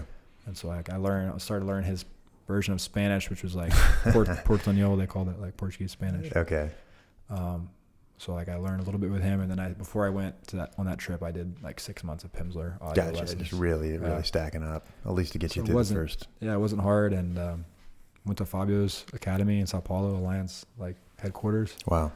And that's like where I think at the time still, so a lot of the guys had gone on already, like Lucas and Cobri and stuff, but there was like still Batista and Moncalangi and Tarsus Humphreys and like Sergio. I think Sergio was there a little bit. No, not Sergio, but like Gabi Garcia, like Luana Al Jazeera. Like there was still like a bunch of big name black belts. So it's still graced with. Man, yeah. I was a brown belt, but like you're like a target when you're Is that right? Un-American. Is that right? Yeah, it's like why do you think that is? It's a competitiveness. Somebody different. I think it's a competitiveness, and then like the dream of every Brazilian is like to go open an academy in the U.S. I think, or the U.S. is I want to go make money in the U.S. So they want to go get to the U.S. Makes sense. Which there's a lot of opportunity. So seems like and also they want premium here too. They want to test themselves too. Like they want to see. Yeah. But no, like a lot of nice people for sure. That's like, cool. I still have like a lot of guys that I almost don't remember a lot of them, but they'll come up to me because I was one of the only Americans at the academy that they'll come, hey, and I'm like, yes, you look really familiar, and I don't remember your name. But now, man, you're out there on the big scene too, So I mean, it must be really cool for them to see, like, all that you've accomplished. But then it'll take me like I feel like bad sometimes, but there's just hundreds of people, like when you're traveling through, traveling, and then it's like, but like I like remember, man, we had like a really cool role. Like it will come back to me out of nowhere, which is weird, and it's like that's crazy. It was like 10 years ago, like it's crazy. But yeah, and then I'll remember the name. I'll look them up on Facebook and I'll send a message. Hey man, thanks for saying hi. And like, it's super cool to connect because like they're in the United States now. Like they're making their dream happen. Yeah. And they were like a blue belt or a purple belt back in the day. That's amazing, man. I met, and there was a whole group of like I'm not expat, but like basically dudes from all over. Like there was a guy, a Peruvian guy, a guy from Bahrain. There's like guys from UK. Yeah. So we like kind of hang out. The group of like gringos would hang out. Yeah, man, I can relate. Yeah. Because we wouldn't be there and bum around. They would have jobs and families to get to. We would not have anyone to get to. So we would be like going around, just kind of hanging out outside of class or like sleeping on the mat in between sessions and like doing 5 sessions a day. Just like, taking advantage drilling of the time and just that like, just trying to like learn as much like a sponge as you can. Yeah. You're kind of a captive audience at that point too. I mean, like that's what else, like you said, what else are you going to do, other than like counterproductive things. So, yeah. So how long were you there? I was in Brazil 3 months, I think. Wow, that's a pretty good chunk of time. Yeah, and the thing about that is like the training there is like, man, the competition training is like 10:30 in the morning or 10 a.m. or maybe noon. No, it was probably noon. But it's 2 hours, and like half the time, more than half the time, I was on the wall. Like you're just really? You're waiting for your like specific training. For example, like you're gonna go to the mount, and it's your turn. And so you're going to go to an empty person, a person that doesn't have a pair. I gotcha. Yeah. And you're going to try to mount them, and they're like all the winners on the bottom, for example. Yeah. And you try to hold them out or submit little sample bias there, right? And you try to submit them, and it's like you're trying to submit this 4th degree black belt from the mount, and you're like, oh, you got out. Okay, I'm back on the wall, and there's 50 people on the line. Yeah, it's tough. Yeah, I know what you mean. So like, I know what you mean. We do that as well. Yeah, the academy, like a lot of that was just no winning, no training. It was competition training. This is serious. Like you're there, you're gonna try to win. Or there's a group of people, small group, and the winner stays in. Or there's like, or there's a lot of hard training too. Would be just with one. There's a lot of different types of training competition. So I kind of opened my mind to like, oh, you don't just put a timer on and do rounds. Yeah. But that's cool. I'm looking forward to hearing how that like translated into how you set your own curriculum up. Yeah. So what was next? You're down in Brazil. I mean, are you starting to feel like you're getting close to the coveted black belt, or are you light years away still, or what's the? Yeah, I did not feel close. Yeah. Was it just because of the experience that you had down there against so many other good black belts, or are you like everybody else that's like, I'm just not ready even? No, yeah, I was getting my butt kicked so badly. No, like so I had won a little bit, like some tournaments now by then, but at jiu-jitsu, like IBJJF was still kind of like, I would win some opens. Like I won like a few opens at brown belt, a few opens at purple, but like nothing big, Mm-hmm. And still like at brown belt, like down there, I think like blue belts were constantly and I was probably pretty broken down and worn out. Yeah. Like on a daily basis because how much I was training. Yeah, man, that's a pretty big, I mean, no matter how they old would come you in, are. They might come in and not have trained for a few days and like, their testosterone's up. And jiu-jitsu just lowers your testosterone, in my opinion. My experience, like you do it just too many hours, and, you're just grinding it out. Yeah. And your body's getting worn down, and you're mentally Yeah. But I was trying to survive against the blue belts a lot of the times. Like, yeah. The purple belts there was a lot of purple belts. There was brown belts there that were, just destroying me and everybody. There was brown belts that are destroying all the black belts. Like, you know what I mean? So it was like, it was really interesting to see, like, man, it puts this pressure on you. Like, I need to get better at jiu-jitsu. Like, probably helpful to see like different levels too, man. I mean, because like once you like, we'll have guys that'll come up from like Formiga's school down in Brazil, and really, really good brown belt or really, really good purple belt, and I'll roll with them first night they're there, and I'm like, dude, they'll totally tune me up, man. And I'm like, what just where did that come from, and then I kind of like registers like, oh, dude, there's another level here, and but you could break your spirit with it, or you could like just decide to step up and like, cool, good, I know that's out there now, and that's possible. Pretty much, like, no matter who you are, there's another level right out there. It's like, yeah, there's only a few guys that there's not another level. But that's crazy. Cool. When'd you get back to the States? Yeah, so like I came back home and started trying to focus on the academy a little bit, I think, and competing. When you say the academy, had you started yourself up yet, or? Yeah, I was just like subleasing, kind of, and I subleasing some space out of like, it was now like after I left my parents' job, I went to like a cheerleading academy. It was kind of similar. Gotcha. Leased some space out, but it was super loud. Right? Obviously, they're cheering and blaring music all the time. Yeah, you can't exactly get your. So yeah, I hadn't really fully committed, and that was like one of the big criticisms I got from friends and everybody. It was like, you're constantly leaving, going to. Yeah. Because I went to Brazil. I guess that's fair. 3 or 4 times. I would just leave and go for a month or 2. So I didn't. The business was not a priority for me, and I don't think it should have been if you're not a black. You know what I mean? Like black belt. Honestly, like looking back, I thought about staying. Like just staying in Brazil, try to figure out how to eat crackers and train jiu-jitsu, how to survive. Yeah, and just train jiu-jitsu until I got my black belt. But it's so funny, man, because like the whole premise of the podcast is how to balance all that stuff, because you just got a good point. Like at some point, you got to like figure out you got to make some money somehow. Source, right. And, I mean, like there are like I was paying $200 a month to train it, really, and back in the day, and it was like compared to here. At Fabio's Academy, it was like $250, something like that. Is that right? It was ridiculous, but and it was in Brazil. Yeah, no kidding. I think it was like 500 reais or something, and it was like the dollar. It was like 2 to 1, at the time, and here we were paying like $75, oh, is that right? $100 at the time for jiu-jitsu. That's not a good match between like what people are paying you and then what you're having to output in order to get this. And it sounds like you had a long view though. Yeah, I was thinking like, man, this is expensive, but it's like this is the place to train. Like there's nowhere else in the world at the time that was like. I think that was still like the place. And I mean, if you go now, it's still going to be really high level jiu-jitsu. Like Michael Longi's like the head instructor now for Fabio, I think. But and like no one passes his guard, kind of thing. Like yeah. it's just like the level is just insane. And the concentration as well. I mean, like if you're yeah. having like that many of those types of people, I mean, I guess like for me personally, like I need a balance, man. I mean, sometimes I like to go train at a place where I know that there's just not going to be, like today at lunch, man, we had 19 black belts. Like, dude, come on. I mean, that's a Shark Tank, and it's all shapes and sizes from young guys, old guys and whatnot. So you can get different experiences, but sometimes you need an opportunity to put yourself in risky positions, and you need a little different sampling of people to train with, so I guess there's pros and cons. No, it's like Joe Rogan always says, right? Like you want to get better at jiu-jitsu, like you got to choke blue belts out. I've heard him say that. Yeah, he's like, I think he uses a lot more explicits. And I mean, I think honestly that is the better, if you want to have like longevity, is to not only like, I did just a small amount compared to my overall training, was getting just destroyed all the time.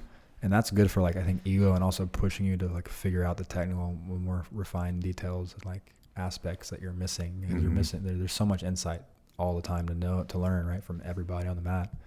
And it's just like kind of open your mind. But as far as like building the skill and the reps, like your body's going to be a lot better off, having people that you can kind of maneuver around, and you can kind of like train more freely without just getting completely smashed all the time. The tax isn't as high, putting yourself in a bad, working the weak side or whatever, new moves. When did you finally get to a point where you were able to start opening up like that and being around people that weren't like either world champions or future world champions?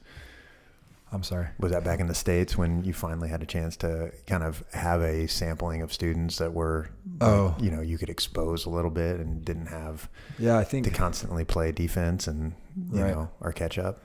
I think early, like, I think at black belt, like early on at black belt, I already had a good amount of students that were, that I could practice on, and, like you can practice and develop your game. But then that's the problem. Like you go at black belt, you go dip your toe in the deep end of the pool. Yeah, we were just talking about that before we started, right? And you just get destroyed. Yeah. I mean, actually, I got second at my first black belt tournament. I think it was in Austin. But like, I got kind of lucky on a few matches. Like, really? I fought Albert, and I think we look back. People still look back and like, man, I think he won on points. I don't know. Like, it was pretty close. Like, I fought Albert Hughes, which one of my good friends and mentors in jiu-jitsu actually. But like, I barely made it to the final, and like just got destroyed by Heba. Oh, really? Heba Mar. And like, I was like, okay, this is the level. That's crazy. And it just takes you so long to settle in the black belt. I think. So many people say that too, that like, and there's a lot of people that don't even, especially that are new to the sport, that don't even realize that, that there are like think about it. Like we were saying earlier, if you compete like in my division, in the brown belt division, you could get a guy that's just a perpetual brown belt for sure. Yeah. That's probably, it doesn't want to get promoted, or, just doesn't stick around in an academy or for whatever reason. Right. But for the most part, I mean, you're talking about 2 or 3 years or whatever, And they're moving on out of the division. Exactly. Moving on out and moving on up, or dominating and then moving up quicker. But dude, black belt's a career, man. You can have a guy that's been in there for a decade after crushing through the adult division. And a lot of those guys they live it. Like a lot of the Brazilians, they don't do anything else but compete and teach and they're just very, very dialed in and focused, and it pays off. They squeak by on those tough matches. They know how to win. They know how to pull out the win. Yeah. They know how to like keep everything dialed in, Yeah. You see some of these guys, like I feel sorry for whoever is like Rodrigo's age, and it's going to have to go through all the masters divisions with him. Oh, you know what I mean? I mean, that's the way it is. For example. Yeah. Right. I mean, somebody's going to have to pull that card, I guess. I was glad to be a black belt at adult, and that was cool. But it was tough. Yeah. I mean, being a purple belt at adult, those are deep waters as well. I was talking to a couple of my friends about it.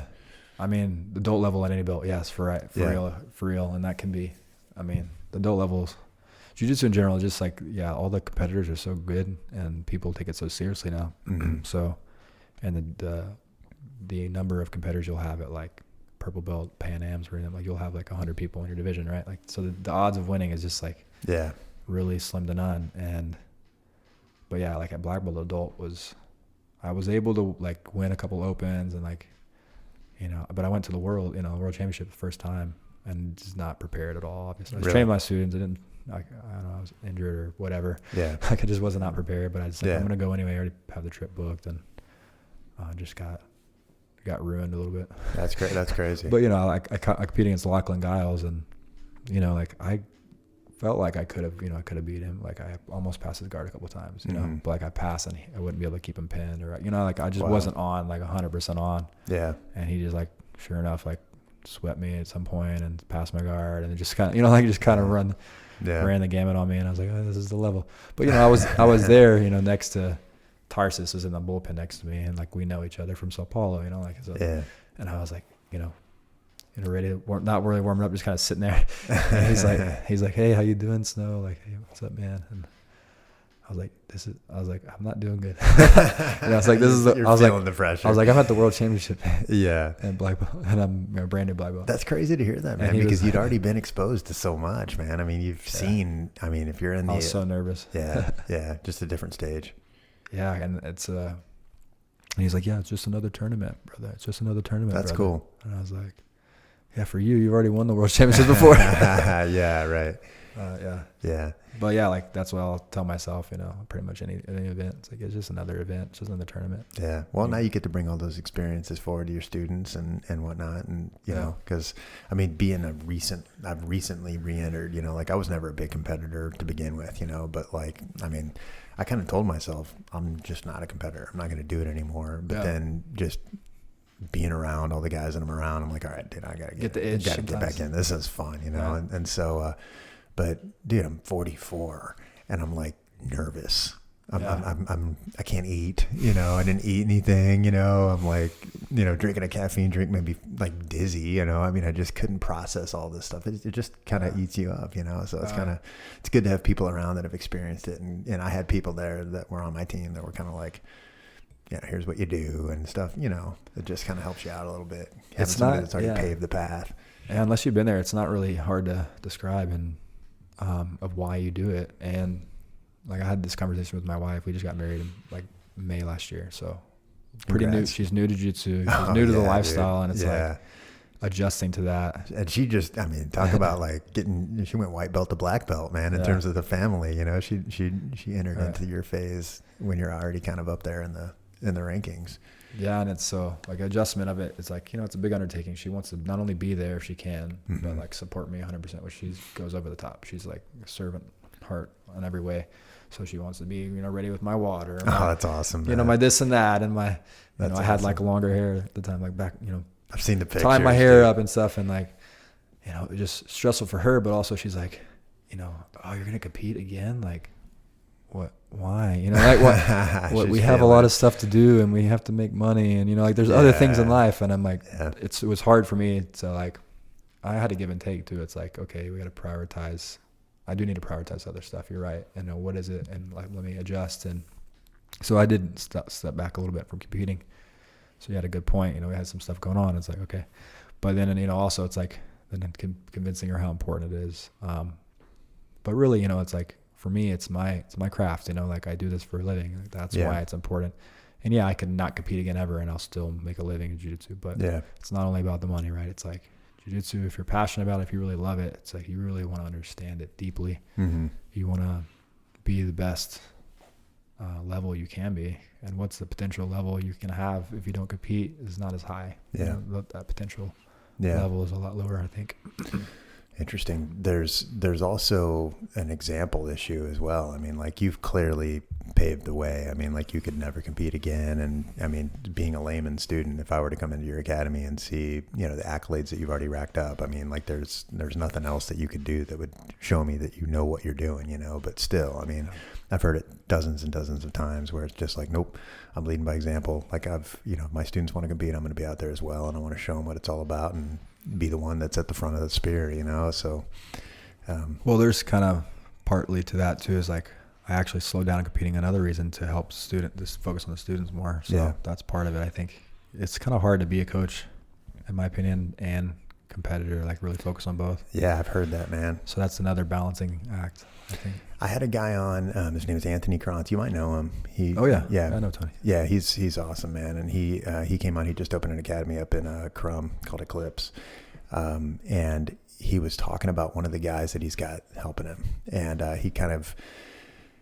he used Formiga as an example. He's like, look, man, I mean, like you have no idea how much energy it takes to be at World Masters, compete yourself, and then coach 12 other people, through it. It's just like, it's different, so it's awesome. Getting you back to the States, like when did you actually, when are you like full-time, name on the lease, black belt instructor here? And it's kind of where I would have known you, is the straight up professional craftsman at this point, Yeah, I think I got my at brown belt. I got the lease in North Richland Hills, and that was like a big step for me as a business owner. Like, heck yeah, man. I think I was like 24. I was like 24, 25, and I got the lease, and it's $3,000 a month or whatever, and you're like, you think that's so much money? Yeah, dude, I do think that's like, so much money. Actually, I'm like, man, if I can't get like some students in the door, I'm not gonna pay the bills, let alone feed my family. Well, I didn't have a family at the time, so that was pretty easy, because I ended up like just renting a room from one of my black belts. Like one of my black belts today, I live with him in one of his rooms, so he was like charging me almost nothing to live in his house. Gotcha. So you've kind of got a little bit of your overhead in check. I mean, luckily you were young enough, I suppose. I guess there's some perils to youth. Yeah. I like to spend my money on jiu-jitsu tournaments, traveling, and partying a little bit. I was a little bit into partying still at that time. And, but yeah, like I just like to live it up, man. And that's why we had the Friday night open mats, and that helped me really a lot get good at nogi, because it was a nogi night. And I don't know why we had it nogi originally, but I always felt like my nogi was better just from the MMA, but it wasn't really good anyway. Like, it wasn't really good. But I think those every week training hard with different people, and it was like, that was like the night. It was like almost like a competition. It was like, no one's gonna come and beat me in my own academy kind of thing. A little bit of ego kind of thing. Yeah. But also it was super fun. Like it was pretty laid back. So we weren't like weird about it, but I was going to go train hard, I was ready to train hard, and by that day. Yeah. And I would always invite people to come cross train, but yeah, so like it was like 2013, about there, I started taking the business seriously. I got my black belt in 2014. Gotcha. And did you get it in the States, or did you get it done in Yeah, I got it from Jacare, actually. Basically my professor was like, hey, he was like, hey, Jacare, give him a black belt, please. He needs it, or whatever.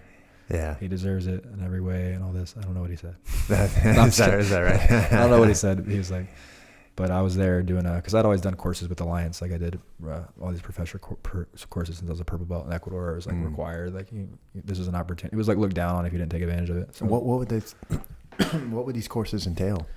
They're just the basic like fundamentals, like teach our fundamental curriculum. Okay. Like level 1, level 2 for Alliance, like as a professor. Okay, that's cool. As an instructor, you should know. And I was a purple belt, taking those purple belt, brown belt. That's awesome. And then I took a kids course in Atlanta, like how to teach kids kind of thing. They charge you, Yeah. They give you a certificate of completion kind of thing. And I was there doing that in training in Atlanta. That's awesome. And, yeah, that's cool. That's a pretty surprised me with it. Yeah, it's a pretty professional environment then. I mean, to have like kind of a curriculum that you need to go and get some sort of training on. I didn't realize that. That's cool. So so Jacare comes to your school, or you go find him, or how's this? I went to do the course at his academy in Atlanta. Okay. Did you know it's coming, or is this No, I didn't know. I didn't know. Yeah. He, so that's like Jacare's academy. I don't know if anybody knows in Atlanta, but that's another place. If you go, you're guaranteed to get, a very high concentration of black belts. And it's a tough room. Yeah, I bet. Right now, Leon Nogueira is teaching there, but before it was Cobrinha, then it was Lucas Lepri. Wow. I can't remember if I don't think Marcel taught there at all at any point, but like, Cobrinha, Lucas Lepri, like these are crazy. Seems so random to have that in Atlanta. So yeah, they're really high level. But yeah, Jacare's I think he's in California these days, kind of retired, but but Leon Nogueira is the guy there. Gotcha. So black belt, you've got this business that's set up in North Richland Hills. I mean, one of the things that kind of struck me and goes back to the beginning a little bit in terms of like action curing fear. I've been sort of tucked away into this comfortable W-2 world, always wanted to branch out, do different things and whatnot. I mean, you're 25 years old and you freaking take a lease out on a building and then decided to start teaching jiu-jitsu as a profession. I mean, infrastructure, probably some employees, all kinds of, issues that come with being a business owner. I mean, how'd you sort through this as a young guy? Well, I didn't, to be honest. To put it short, I didn't at the beginning. I didn't do a good job at all. But like I was focused on like trying to get my black belt, trying to compete, and I was having fun. Man, I used to party a lot. I mentioned that a little bit already. I lived with one of my students, so like, and he was real laid back. Like they didn't really care. Mm-hmm. And I would come and go, and I had very little bills. My card was paid, my cash card paid off. Like I had almost no bills. Yeah. So I did everything myself as far as the academy went, which is not the smartest way. To delegate and, have substrate processes and people to work to carry, distribute the work a little bit.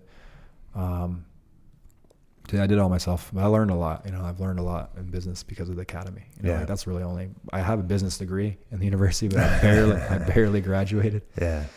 Because I was always on the mats. I mean, you say you didn't take it seriously. You say you didn't do it right, but I mean, like sometimes doing it wrong is actually like the path that you were destined to take anyway. I mean, you could have all the systems in the world, but I mean, again, at 25, 26 years old, I mean, dude, if I had done that when I was that age, it would have been a train wreck. Yeah. Just like it was for you, and I would have had to pick up the pieces too, The difference is some people do it and some people don't. And some people want to do it and don't, So. Yeah, and I never knew I never really realized how much money you can make in an academy. I mean, it's not astronomical, but I think there's guys out there making good money. It's not me. There's guys out there making good money. Yeah. I kind of I've taken another approach the past few years, but focus on other things too, and still trying to compete and enjoy jiu-jitsu. Yeah. When did you eventually have, not to fast forward too much, but I want to get into some of the other initiatives that you've got. At what point did you decide that, hey, look, the gym life is not what you want and you're going to go do something else? I mean, you'd grown the gym. I mean, it's a well-known gym. Obviously, you've got this epic Friday night, fight fest basically. We don't do it anymore, but yeah. And so at what point did things change? Well, long story short, I got divorced from my first wife. We had a surprise kid, and then so got divorced. Crazy story. Like anybody wants to know the backstory of that, I'm not going to talk about it. Hit it on Instagram. you can talk to people that were witnesses to the whole thing. Anyway, there's quite a bit of drama if you're interested in that kind of thing. I can laugh about it. I can laugh about it now. Oh yeah, I'm like most dramas. I'm sure it probably wasn't laughable at the beginning. Yeah, so kind of crazy. Just when you're partying a lot and you don't have a direction. Yeah. You don't have like a meaning in your life, and you're just kind of like floating. Yeah. I love jiu-jitsu, but that's I kind of like cast off every other responsibility, every other worry and care. Yeah. Which is not the way to live your life. And yeah, it's a little off balance. I was very off balance. Got surprised with a kid. I love my son. I'm glad. It was a miracle. I'm glad he's here. But that he kind of refocused my life in a lot of ways. And so I had to through the divorce, she ran off to Houston. So I had to manage my time more efficiently. Yeah. And I was having to be at the academy here and then drive down there and try to see him and also deal with the lawyers and try to get him back up here. And so it was kind of a long process. And through that, it was a lot of money.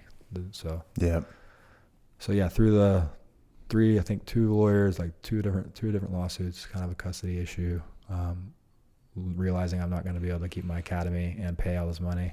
So I brought in partners, some students at the time, helped me out there. And so I'm grateful for that. It was a good, also another learning experience when you have a business and you bring in partners. That's a whole other story. I'm sure. I've learned a lot about having a business with partners, and it's not easy. And it's complex. Yeah, and there's a lot of legal stuff. There's a lot of processes, and you got to really mind your P's and Q's. I did a lot of growing up through that process. And I don't like to manage minutia. It's against my person. That's why I want to work for myself. One of the reasons I don't like being told what to do or my time. I like to decide what I want to do with my time. It's kind of selfish, kind of stubborn. Why I'm kind of a business owner, I guess. Yeah. But a lot of entrepreneurs say that where they just struggle with the administrative stuff. And one of the first I was on a podcast not too long ago, a guy that does he focuses on business jiu-jitsu, and so he's like out there searching for the parallels of business and jiu-jitsu. So big shout out to Jordan Edwards at Business Jiu-Jitsu's podcast. But he talks about how he built up his retail business and how he was the CEO, but I mean, he's also the CFO and the COO and everything else, Right. And he tells a story about that first big hire when somebody was able to take those things off of his plate that he didn't like to do and wasn't really good at.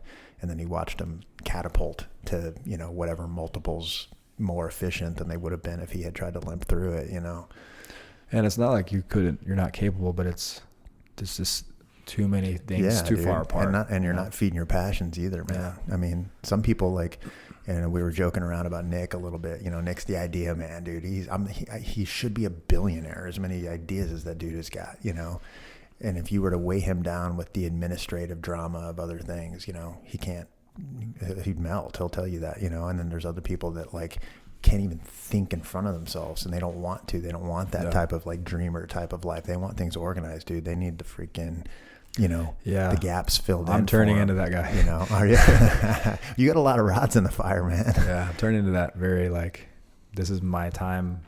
This 15 minutes is going to this hour is going to that. Yeah. And I have my calendar is scheduled out, and it's weird to be here, but I have 3 kids and I have a wife and I have, So everybody that's older knows, but when I was younger, I would stay up, I would train, and then I would be most awake at night. I'd be more awake and I'd be in a better mood because of training. So I'd be more chill. I could work. So I'd work late into the night, and I wouldn't work during the day. I would wait last minute, right? I would do administrative stuff.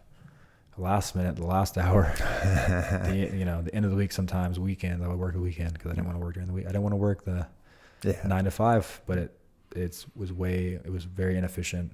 The business wasn't growing. It was growing, but, and I didn't have a lot of overhead, so it wasn't a huge deal. So I was able to pay, I was able to support, my wife and kid at the time, on one income and with a gym. Yeah. But had to hustle too, I was hustling and sometimes refereeing. I did a lot of refereeing. A lot of people in DFW oh, you used to ref matches, referee on the weekend, private lessons all day long, working more harder than I should have if I would have been more organized before that. Yeah. I would have been more organized, been more focused on the businesses and the numbers and okay, let's make sure the processes are correct. And there's could have made more use out of it. Put everything in a report every now and then. Throw some numbers and let's see how good it's doing. Yeah, get the facts. Be more aware of how good the business is doing and the health of the business, and that would have paid off a lot. Though I just had to grind it out. But, to keep it afloat. That's a good segue into a question I wanted to ask you, because there are. We've had a couple people recently that have started their own gyms, and one of my long-term goals as well is to do something permanent in jiu-jitsu, especially as I'm kind of transitioning out of the phase of life that I'm in right now. We talked earlier, my kids are older and moving on. What would you tell? Dude, you talk about some tuition payments early on. You've paid them basically in spades. What would you tell the aspiring gym owner, that's looking to get into this game and kind of make jiu-jitsu a profession? At any phase, maybe they're the 25-year-old like you were, or maybe they're 45 years old. Man, definitely don't open it too quick. Oh, really?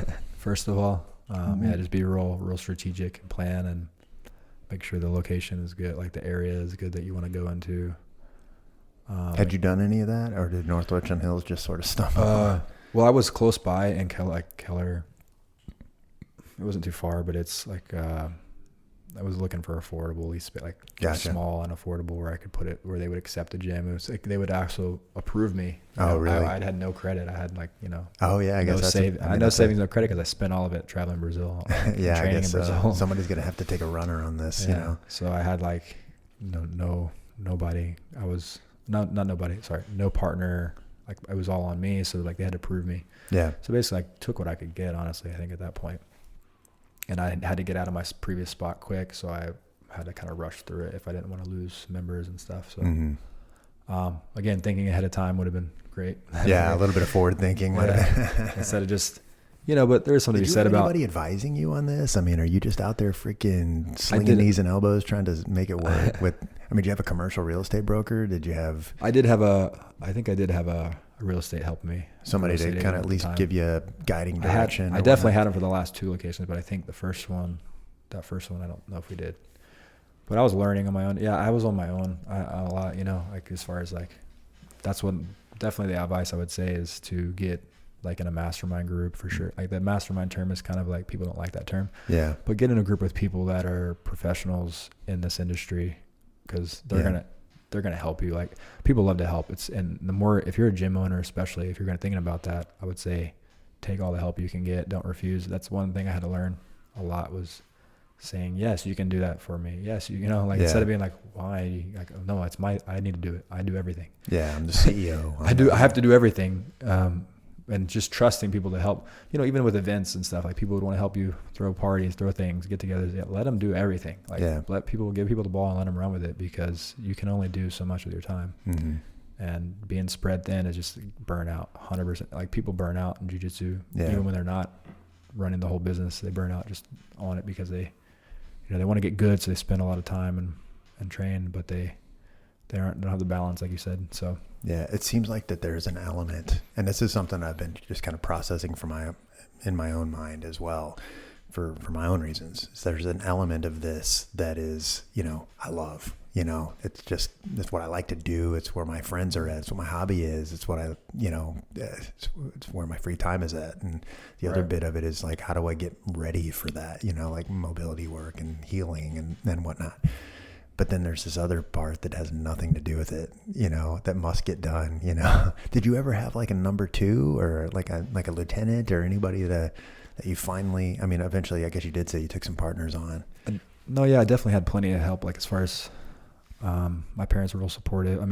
They're supportive, pretty much as far as like, they kind of helped me go to college, and also, here and there with different things, but, I should have looked for someone, you know what I mean? I'm real stubborn. So like it takes me time to learn things, and, I like to have control of it. So, but yeah, when I sold the partners, I definitely kind of focused my role. I started focusing my role. Okay, well then my role is just teaching. My role is sales and teaching. Mm-hmm. So I did sales for a while. I'm going to focus on marketing and learn this and that. But I was able to focus in and specialize a little bit and learn about the business. And so that's when I actually started joining the groups when I didn't really need them as much, because I had more time to breathe and be like, oh, my head's above the water. I have time on my hands. Yeah. I'm not doing every single, I'm not wearing every single hat in the business. Yeah. But yeah, I would say learn as much as you can before you actually take on the work, because the work will just weigh you down. It's day in, day out. Yeah. And then when you have a people business, it's tricky. It's not just numbers. You have to deal with people's problems, and you have to, there's a lot of relationship driven things, you got to keep good relationships with people. That's huge. Yeah. So it's real time and energy consuming, and if it's your passion, jiu-jitsu is your passion. It's great. You'll love it, but yeah, make sure you have all of it organized out, and before you open the academy, make sure you have all the processes down, which is that's tricky, but you got to learn what the processes are and what you need. This industry is saturated. There's plenty of people that do have gyms. There's plenty of people that want to help you. You'd be surprised at how they'll hold your hand and just walk you through the entire process of planning out your processes, planning out how you manage everything. And it's, and then there's obviously services. There's Fabio Gurgel has one. It's called Live for Jiu-Jitsu, Vivere de Jiu-Jitsu. And then that's one thing we want to do too with Roll the World with the platform is just kind of put a forum there, for even if they're gym owners, they can talk and help people with questions, but it's going to be mostly instructors to help too, hopefully. But nice. But there's masterminds, out there all over. There's Academy Kings. I don't know if you guys heard of Academy Kings, but there's a lot of them that'll help you. I had no idea. Marketing, they'll help you. You got to pay them obviously, but they'll help you. Somebody to help professionalize it a bit. Yeah, they'll help you with your ad, if your weak point is marketing and ads, there's a business out there to help you. You mentioned processes. As an example, what do you think? What are some of the processes that need to be documented out that maybe are easy to overlook? Oh, just lead lead capture, like that's probably not a word that sales, many, did you sales even know what that was when you were 25? I don't think so. Lead capture. Capturing leads, prospects, the whole process of like marketing to them to get them in the door, the whole process of once they're in the door, how do you sell them, the whole process of selling them or converting them to a membership or giving them a trial, like, well, how much are you going to charge? Like, there's so many questions, and really that's the best way to do it. Like, to figure out your process is to just ask questions. Like, what am I going to do when someone calls? What am I going to do when someone emails? How am I going to get someone to get on my website and to sign up? How am I, and what, when, where, why, how? Like, just start asking questions. That's awesome. And write out the answers, like, and if you don't know, that's what the mastermind groups would be for. And I've learned so much from being like part of mastermind groups. I have a friend that, shout out to Danny in Duckworth. He's actually like big in the mastermind groups. He's a part of like 5 mastermind groups. Really? Like formalized mastermind groups? Yeah, where he pays thousands of dollars to be a part. That's awesome. I mean, if he's continuing to do that, then that probably tells you right there he's making multiples in a return somehow. Yeah, he has, at one point he had 400 something members at his academy. I know COVID kind of dumped, and the economy kind of dumping right now, but he had a bunch of members, and it pays off. You learn, you're investing in yourself and your business. Mm-hmm. But yeah, like I've gotten a lot of that insight kind of for free because just osmosis, being friends with him and visiting his academy. And that's one thing you can do as an academy owner. I think that a lot of the academy owners don't do is like kind of go visit each other and hang out, meet each other. That some of them do well, some of them know. Like Danny does that really well. He knows a lot of the guys down there in Houston. He has Alliance Jiu-Jitsu Houston, by the way, and down in Pearland, but. Yeah, just like networking with them, making those relationships, and you can lean on people. You'd be surprised at how people want to help.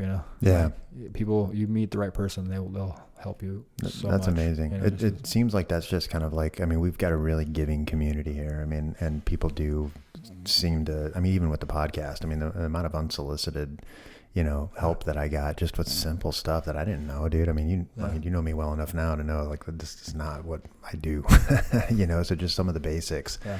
Dude, just a simple kind of reach out on like how to fix a mix. I was like, dang, dude, I'm glad, somebody reached out like that. And then I started asking, and the amount of just free advice I got and from people that do that type of stuff for a living was, invaluable. Should we switch gears a little, or do you want to keep going on Alliance? Or? Yeah, we can switch gears. Yeah. So let's talk Roll the World, because this is something I wanted to get into. You tell me. I could poke at it, but what exactly is this, and where did it come from? So this is like one of the things that I did when I had more time. When I sold the partners, like had a little bit more time. A couple people have told me about Roll the World, like when I've hey, I've got Sam Snow coming on, or somebody said, hey, I saw Sam put a thing on Instagram, and you should get into Roll the World. So cool, yeah, heck yeah. Makes me feel good. No, like that's one of the things that for me, I brought it up too. I had started it, like while I was going through the divorce, which might not have been the best time. So it kind of like took a while to kind of pick up, how you have all these things on your plate, and it's like, what do you focus on? But, that was a big thing through my divorce. It kind of was pretty cathartic. Like I would be able to like focus my energy where I had no control over a situation. Right, like you have no control over what the judge is going to decide or what your lawyers are going to do. And like, you have some control, and you try to like convince them, like, no, like there has to be a way to figure this out. Like, come on.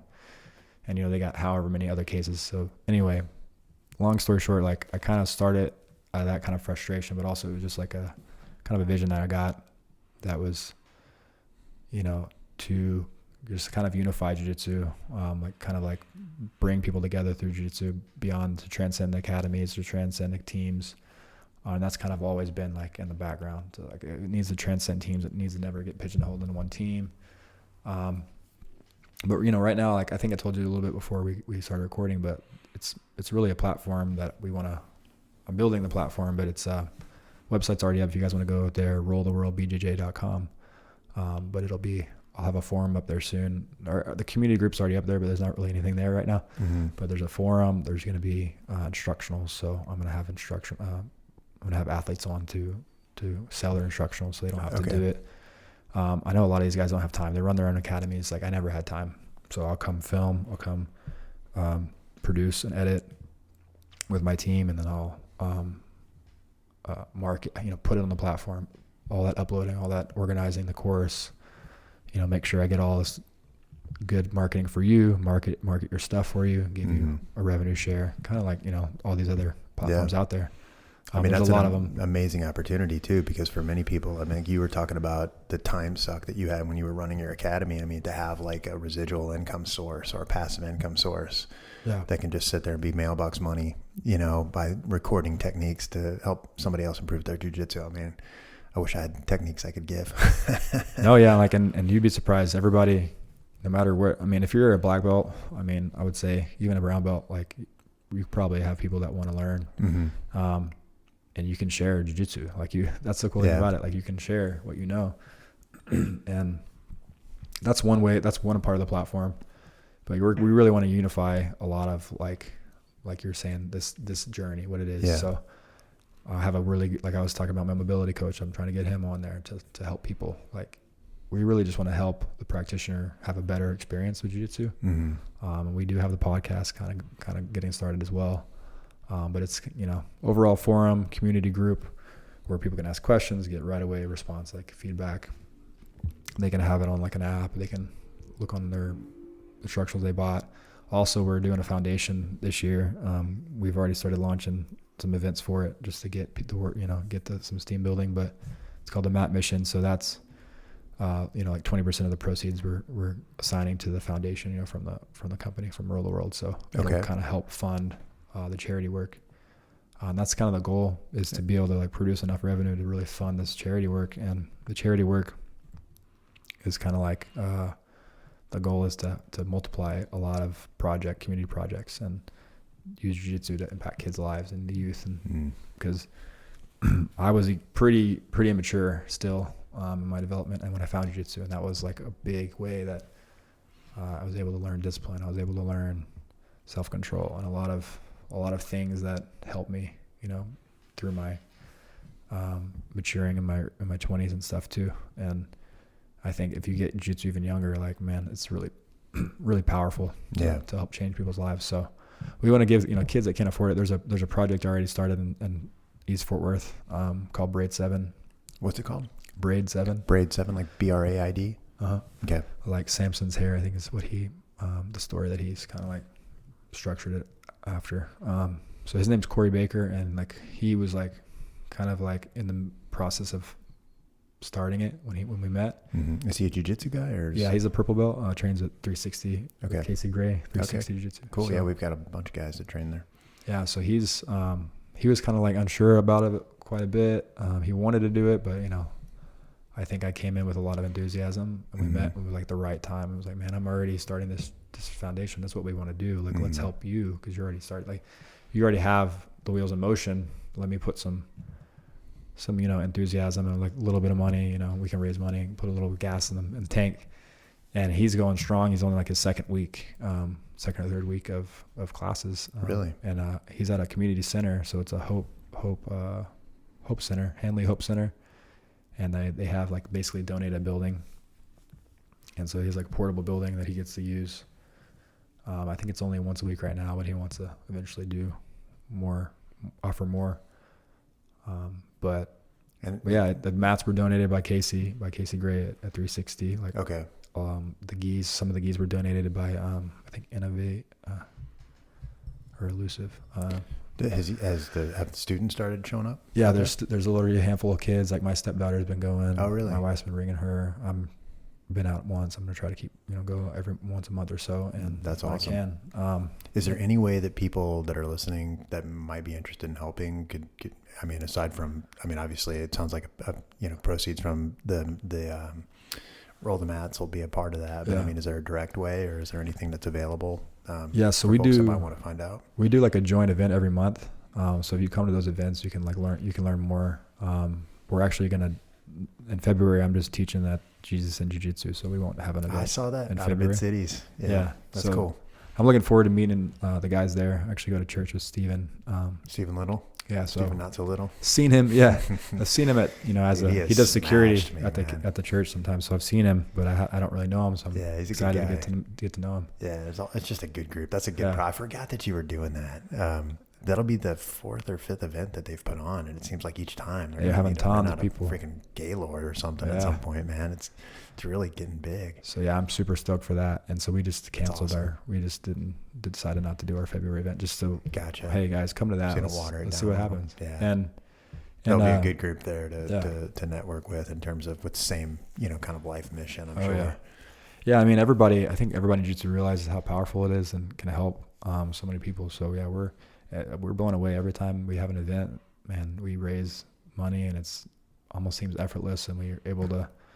So we gave him, I don't know, we gave him a check for the first event. Still got to give him from the last event, but it's a good amount of money to start his Corey's working his butt off to get it going. It's not he had to outfit that whole portable, so he had to like change the ceiling tiles out. They were all rotted. Like he had to do a lot, Is it a skill set he had anyway, or is he just sort of figuring it out as he goes? I know he had help from some of the volunteers at the center. So like there's definitely help, but when you're the guy that's trying to like make it happen, you gotta put the pieces together. So yeah, sure. So yeah, you can get involved, guys, with the coming to the events and meeting us in person. Like Corey's there a lot of the events, but just shoot us a message on social media, Gotcha. or Corey Baker. You could probably find him on Facebook, and you could definitely find him in our group on Facebook. We have a closed group on Facebook called Roll the World, and it has the Mat Mission there too. So that's the group on Facebook, and I can add you to the group, and you can request to join, and that's kind of where all the information kind of in general lies. But we're working on the website forum and the email newsletters and stuff like that. That's amazing, man. I've kind of put the email newsletters on the back burner for now, but but like the whole platform is pretty much built out. I just gotta connect some wires, and but yeah, you can get on the website already. You can purchase some stuff. Roll the World BJJ.com. RollTheWorldBJJ.com. Okay. Yeah, you could purchase some stuff, and that, like I said, 20% goes to the foundation, and we're just seeing where it goes and whatnot. We got rash guards, hoodies, T-shirts. Awesome. And I'm working on hats right now, so we're about to have some hats. Dude, everybody loves hats. It's gonna be limited. Little trucker hat. Limited little run on the hats. Section. So, yeah. This became super popular. Yeah. So limited run on the hats. I think we're only doing 50 or so. So. Oh man, you definitely hit the sweet spot. Trucker hats and hoodies, man. Nobody can get it. You can't get enough of those. I meant to bring you some stuff today too. Today's been crazy. That's crazy. I'm like, I better get there by 3:30, and I'm. No, dude, you were right on time, and I'm just hearing all the stuff you got going. I'm just glad you slotted me in. Are you guys? What's next on Mat Mission? Are you guys going to expand that? Are you going to is it going to be all hands on deck for the East Fort Worth mission, or are you looking to go to different spots, or what? Right. So right now we're trying to really get it off the ground. The first year we're going to focus on kind of building up East Fort Worth and proving out the process, proving out the curriculum and how and everything. And he's really doing the learning for us, right? So like I'm learning from Corey, and we want to make sure like we solve all the problems and like also so we can multiply it. So once we figure out, the team figures out everything he's doing right, and he's learned, that's the plan, and he wants to scale too. So kind of the goal is to hopefully scale it nationwide. Man, it seems like it is totally scalable. I mean, like you've got plenty of people that have expertise in jiu-jitsu, and you got plenty of people that need it. So I mean, like just the marriage of those two should be obviously the logistics in between and funding it and whatnot is where everybody else needs to step up. So, well, the economy is kind of not doing great. So unfortunately, I think more and more people are going to not be able to afford jiu-jitsu. And so the need will be there, and that's unfortunate, but that's cool. Is it only kids, or are there adults or adolescents that are going to go as well? Well, so my idea for the Mat Mission was actually for kids, for youth, and single parents, and also like addicts and recovering addicts. Oh yeah. Because talk about a good outlet, to kind of divert your attention. It's great. Yeah. Like that. I was 16 years old, like on hard drugs. So. Oh really? Something that speaks to you then. Yeah. Like I one day got off cold turkey, like by basically kind of like a miracle, I think. And jiu-jitsu God gave me jiu-jitsu. Yeah. God gave me jiu-jitsu to keep my mind focused in and give me a tool. Wow. That's amazing. Kind of like, channel that energy, that extra ADD energy, anxiety, this type of stuff, so. Yeah. So that I can start to develop and figure out how to do life, how to be an adult, you know. Seriously, we talked about this on the last podcast, and the episode would have been out already, obviously, but you know, the quote that we were throwing out there was, you know, one of the keys to success is making bad habits hard to do and good habits easy to do, you know. And so, you know, when you talk about some of the things that are dragging people down, I mean, part of it's time, you know, and like free spots in the day where you have nothing but like, you know, an opportunity to let some of the demons in, and then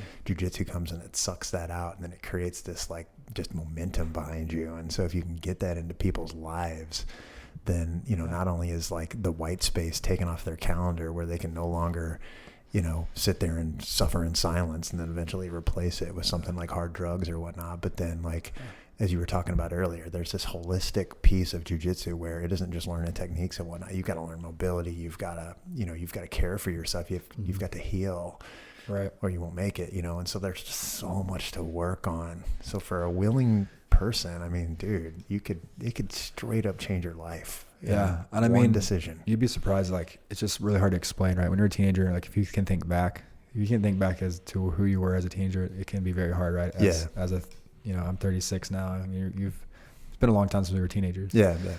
So like thinking back is hard. But what I do remember is that I was crippled by self-consciousness and anxiety, and like, jiu-jitsu is one way where you're getting on the mat, sharing the mat with someone, and very easy to serve, very easy to like get beyond yourself. At least if you're not thinking about what people are thinking about you, you're thinking about surviving and just like learning, very trying to singular like focus, figure out how to fit in, you know? Yeah. I mean, you're trying to fit in. It's an easy way to fit in because everybody's welcoming. Mm-hmm. And you're a teenager and like super self-conscious, super anxious, super depressed or whatever. And really, I was super introverted. So like being able to connect and like be welcomed, you know, by a group of people instead of like, man, how do I fit in? How do I be cool or whatever? And, you know, or like in my case, it was just the first person that I felt comfortable being friends with. Like, oh, he happened to offer me, you know, some drugs, you know? Like, And not the first person, but like one of the only guys I was developing a friendship with, you know, like, wrong place, wrong time, the wrong person. And, and I was I was just super depressed. And, you know, as a teenager, it's just the hormones, it's just like the weird stuff I had going on with the family, like, you know, a family life. And, you know, if anything wrong in the family life, it's like you're only gonna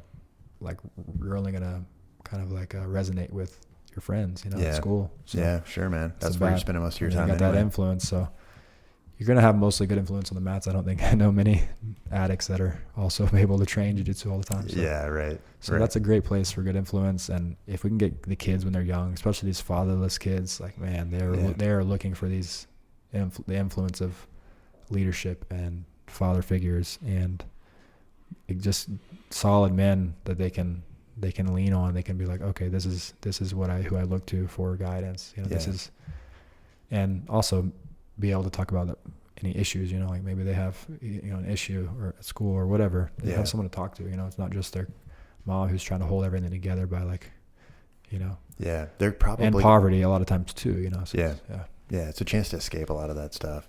I mean, the people that you'd be exposed to, like in an ordinary session, right? And that was one of the things. I mean, now I'm in a different spot, and I'm all in. You know, all my chips are on the table.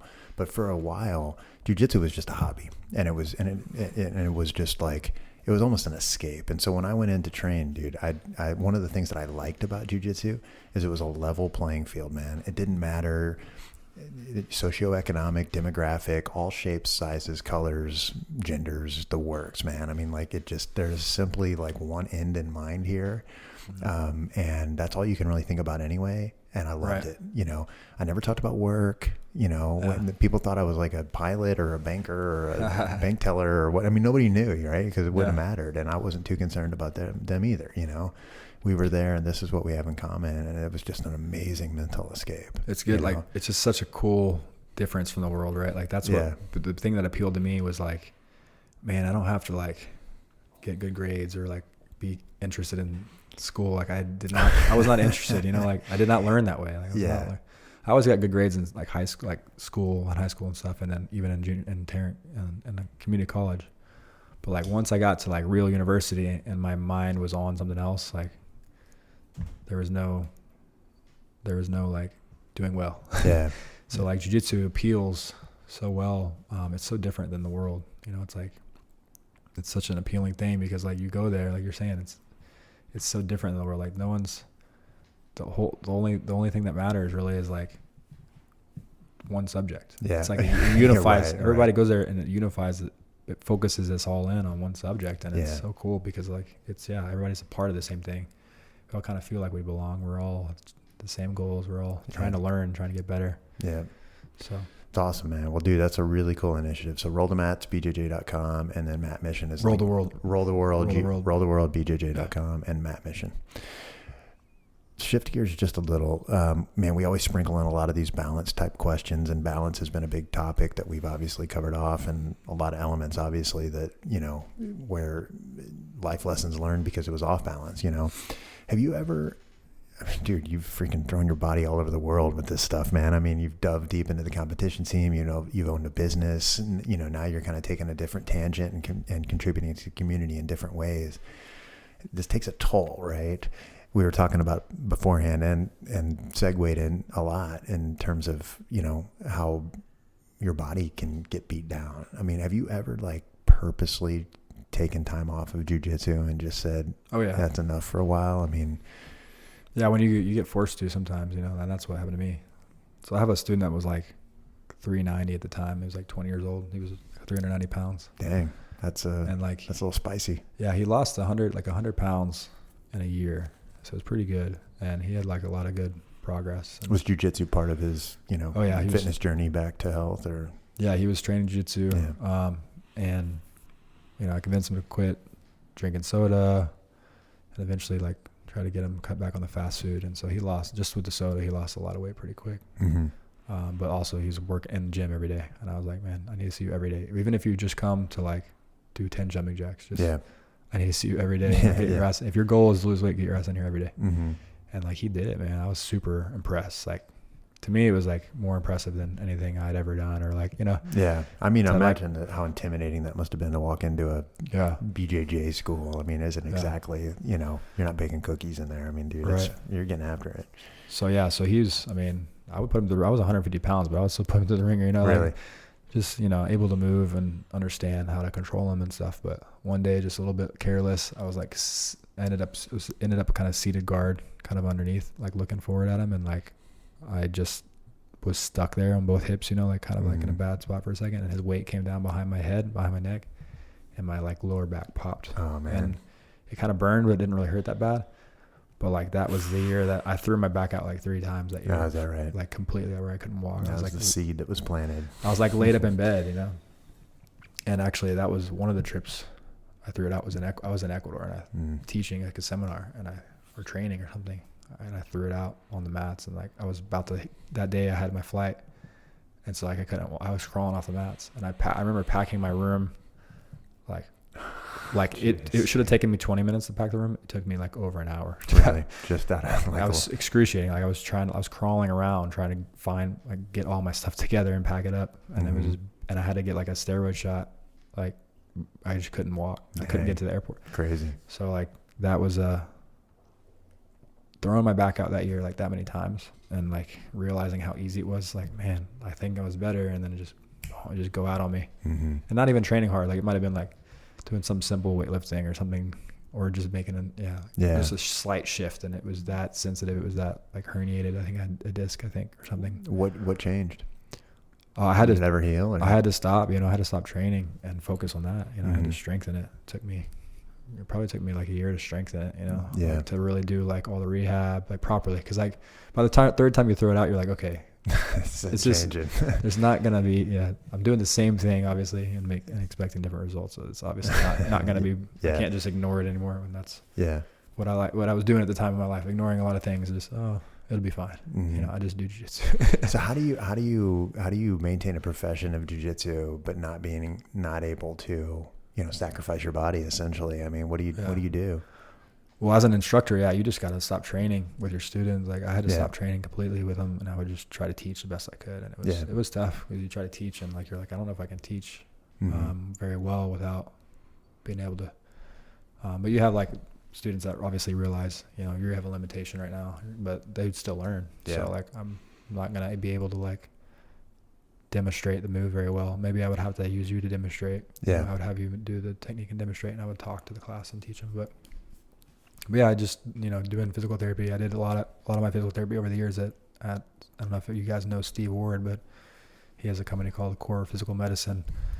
And so there's actually, they actually used to help all the jiu-jitsu guys in the community. Before it was this saturated, I think they don't help as much as they can. Mm-hmm. They can't help it that much as they used to, but they sponsored me for years, like gave me free physical therapy. Wow. Where are they at? They're all over the Metroplex. Are they? So James Brown has one location. Okay. James Brown. Of course, man. It couldn't be a podcast without JB coming up. He has come up in literally every podcast. He's an OG. He is an OG, man. Allegedly, he's going to come on at some point. So definitely, he needs to come on. I keep telling him that, man. Yeah. I keep saying, dude, I'm getting texts. Make the madness stop. Will you just come on and record a freaking episode? So I'm sure a lot of the guys at Formigas go over there, right? Like, for sure. Yeah, that's how I met Formiga, was from JB. Went to a Toys for Tots thing for him, and he's like, get your ass over there. Nice. Yeah. Yeah, so I did like shoulder rehab with him, with JB. I did. Steve's mostly in the Keller location, which is right by my gym. That's why I know Steve well now these days.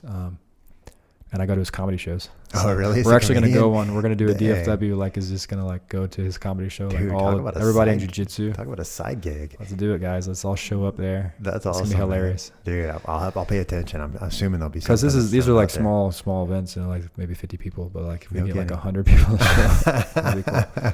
Just jiu-jitsu guys. Are you gonna heckle him, or are you gonna be a good participant? No, I won't heckle. Be a good audience. But I've been to a couple other shows. No kidding, dude. That's crazy. I've never been to a comedy show.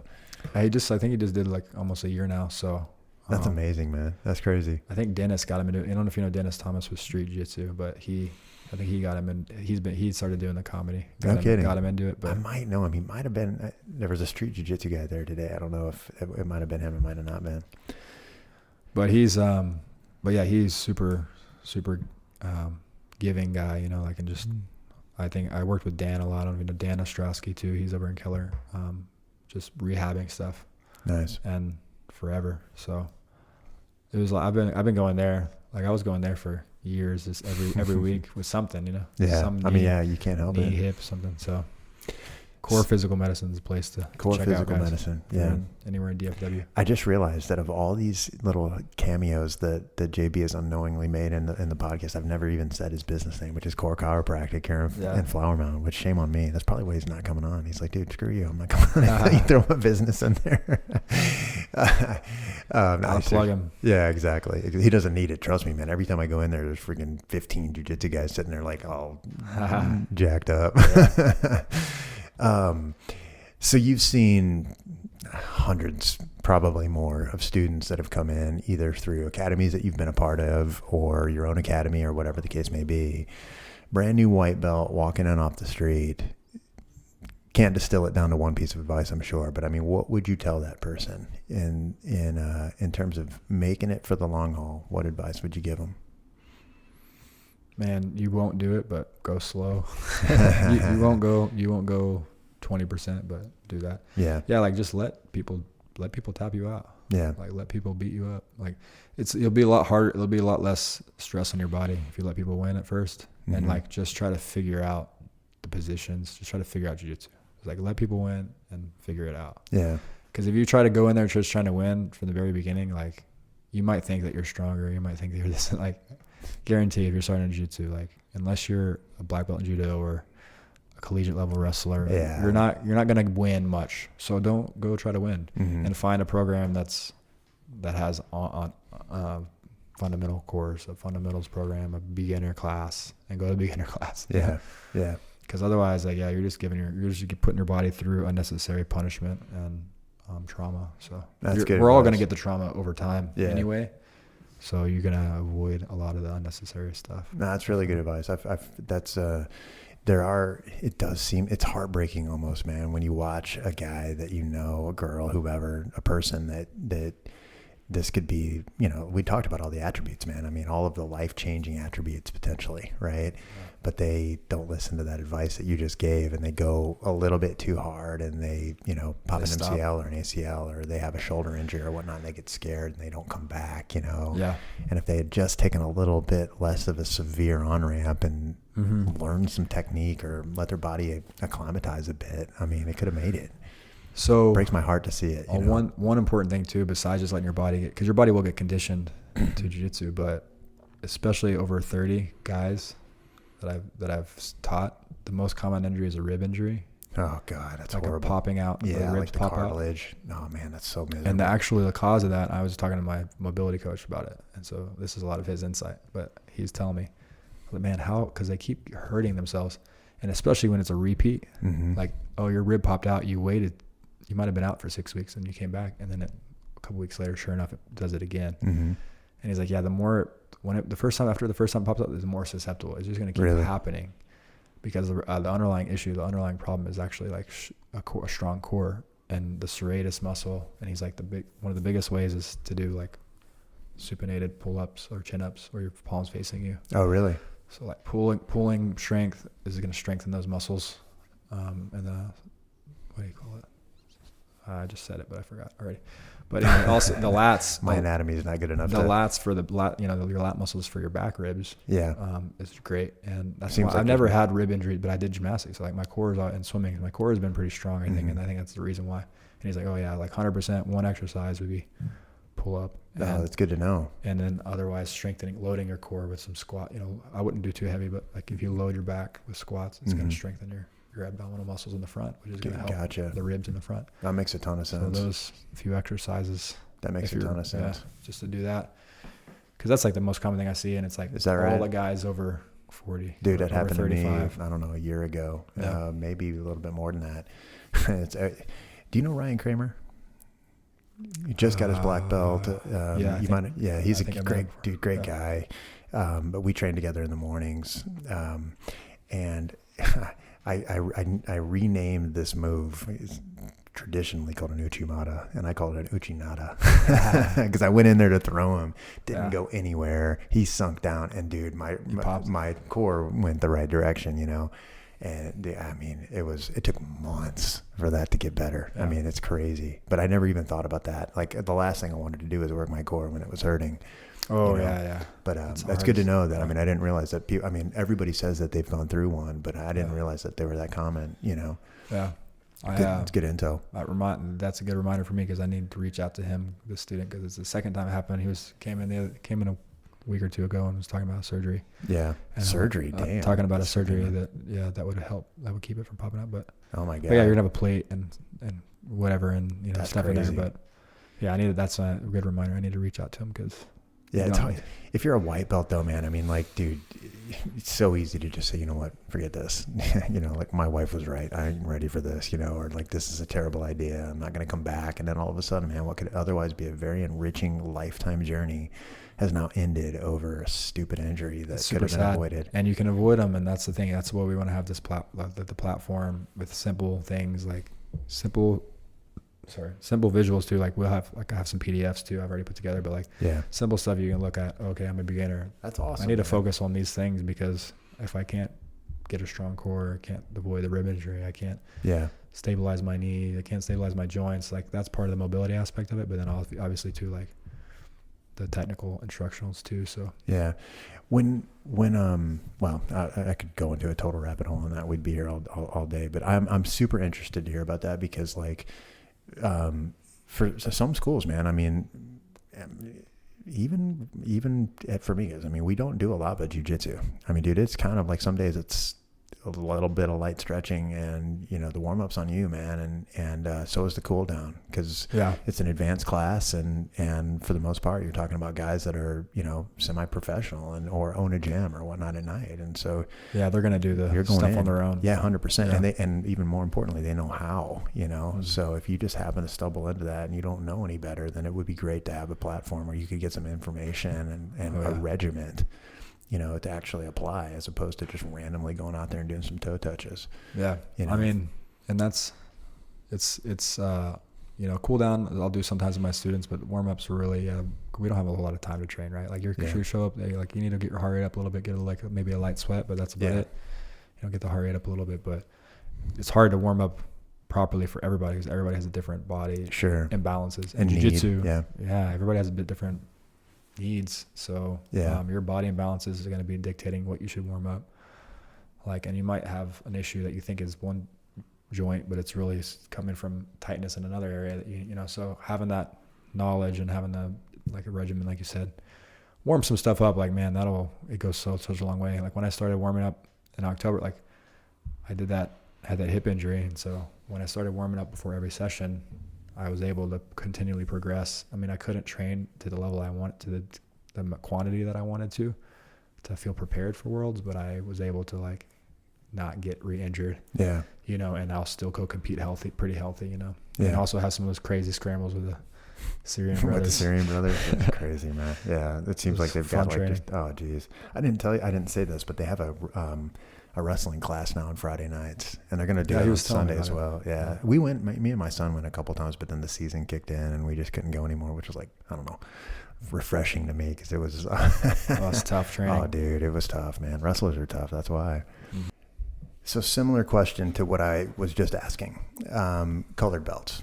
Somebody who has, maybe dusted off the blue belt, purple belt, brown belt, black belt, whatever it was. Any pitfalls or common perils you might have seen for folks like that, or advice for them, wanting to avoid, I don't know, having to quit again? Oh yeah. Like, I would say before you start training again, like just go ahead. Like definitely don't wait to start until you're in shape. Like you'll never start again. That was, I know so many, and myself included, I'm going to get back in shape before I get back in the mat. Seriously. But yeah. Until I can run a 5K back at my 20-minute pace or whatever, No, yeah.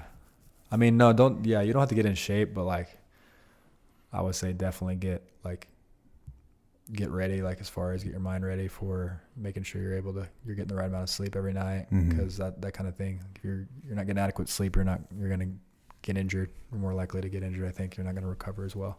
Yeah. From training. And get your amino acids, like get all that stuff ready. You're going to take some amino acids, get some Epsom salt, get that ready for hot baths. Yeah. If you got to that level and you took some time off, chances are you're probably, what to do in your 30s or something like that. Yeah. I mean, you're getting up there to the point where you couldn't recover like you did when you were, when you started in college or whenever it was, everybody's got a different story. Oh yeah. Start doing sauna. Maybe. Yeah, dude, I started doing sauna recently. Yeah, it's kind of a game changer. It just takes so much time, Yeah, that's my problem is the time. Yeah, I would like to do it every day, or at least the days I don't train. You got to try to get a sauna in your house. Do you have one? No, I wish. Yeah, I would. That's one thing I might actually just. Yeah, that might be a good investment. Invest it. Yeah, when I came back, it's funny that you said don't wait. I mean, that was kind of like one of the emphasis that you put on it. I took probably a year off, I guess. We moved when we moved out of Florida. I had a really good academy, tons of good training partners, good mentors, good people to kind of like. Basically, I felt like I could get as high as I needed to go. And when we moved back to Texas, I just kind of stumbled around, man. I was traveling a lot more. I had an academy, but then we moved a couple times. I mean, it was just kind of a mess. And then when COVID hit, I didn't have a home gym, so I wasn't even, any of these secret sessions or anything. Like I wasn't even on the list, And right. So it wasn't until that's, kind of came out that I was able to get back in. And dude, that was big time in my head. I'm like, I'm definitely not in jiu-jitsu shape. I mean, it took a lot to just get me out of the, to get back on the horse. To get back on, yeah, for sure, man, for sure. Yeah, craziness. I'm starting to get to where I can see that more clearly, like that perspective, because I've always been like chomping at the bit, right, to get back on the mat. Yeah, but you're professional, and I have to be on the mat anyway all the time. So I'm around it all the time, and I'm like, I really shouldn't train tonight. Yeah, that's the hardest part. Like one of the hardest parts of balance was learning when to how to say no to myself. Don't train. You need to just and I would say. If you're, whatever resistance you're feeling, if you have that resistance in the first place, there's probably a reason why. Yeah. Like you should be on the mat. Like there's a part of you that wants it, and there's part of you that's going to regret not. Probably, I don't know. I'd say like, push yourself definitely past that fear. Yeah. Past that resistance. Yeah. Always easier said than done. But I mean, like that is there isn't going to be anything that's going to get you ready for jiu-jitsu better than jiu-jitsu. And even if you're just going to like, an open mat at first, just to dust it off, break just some to rust go real off. slow and don't even feel bad about not rolling with like the black belt. Just roll with some white belts or some if you're a blue or purple belt or brown belt, like roll with some lower belts and try to have fun with it and see if you do want to start again, and you're probably going to be like, I want to start again. Yeah. Even taking a little just bit of time feeling off, good, man, it could get in your head like that. My first roll today was with a brown belt that had, I don't know how much time, maybe a couple months, had just taken a couple months off, back-to-back illnesses, coupled with something else, whatever it was. And that first roll was like, like you get all the rust out of your bronchioles yet, Oh, yeah. It's like, it's a coughing. dude, it's a rough one. So obviously you've got a strong background in competition, but not everybody competes. Not everybody's meant to compete.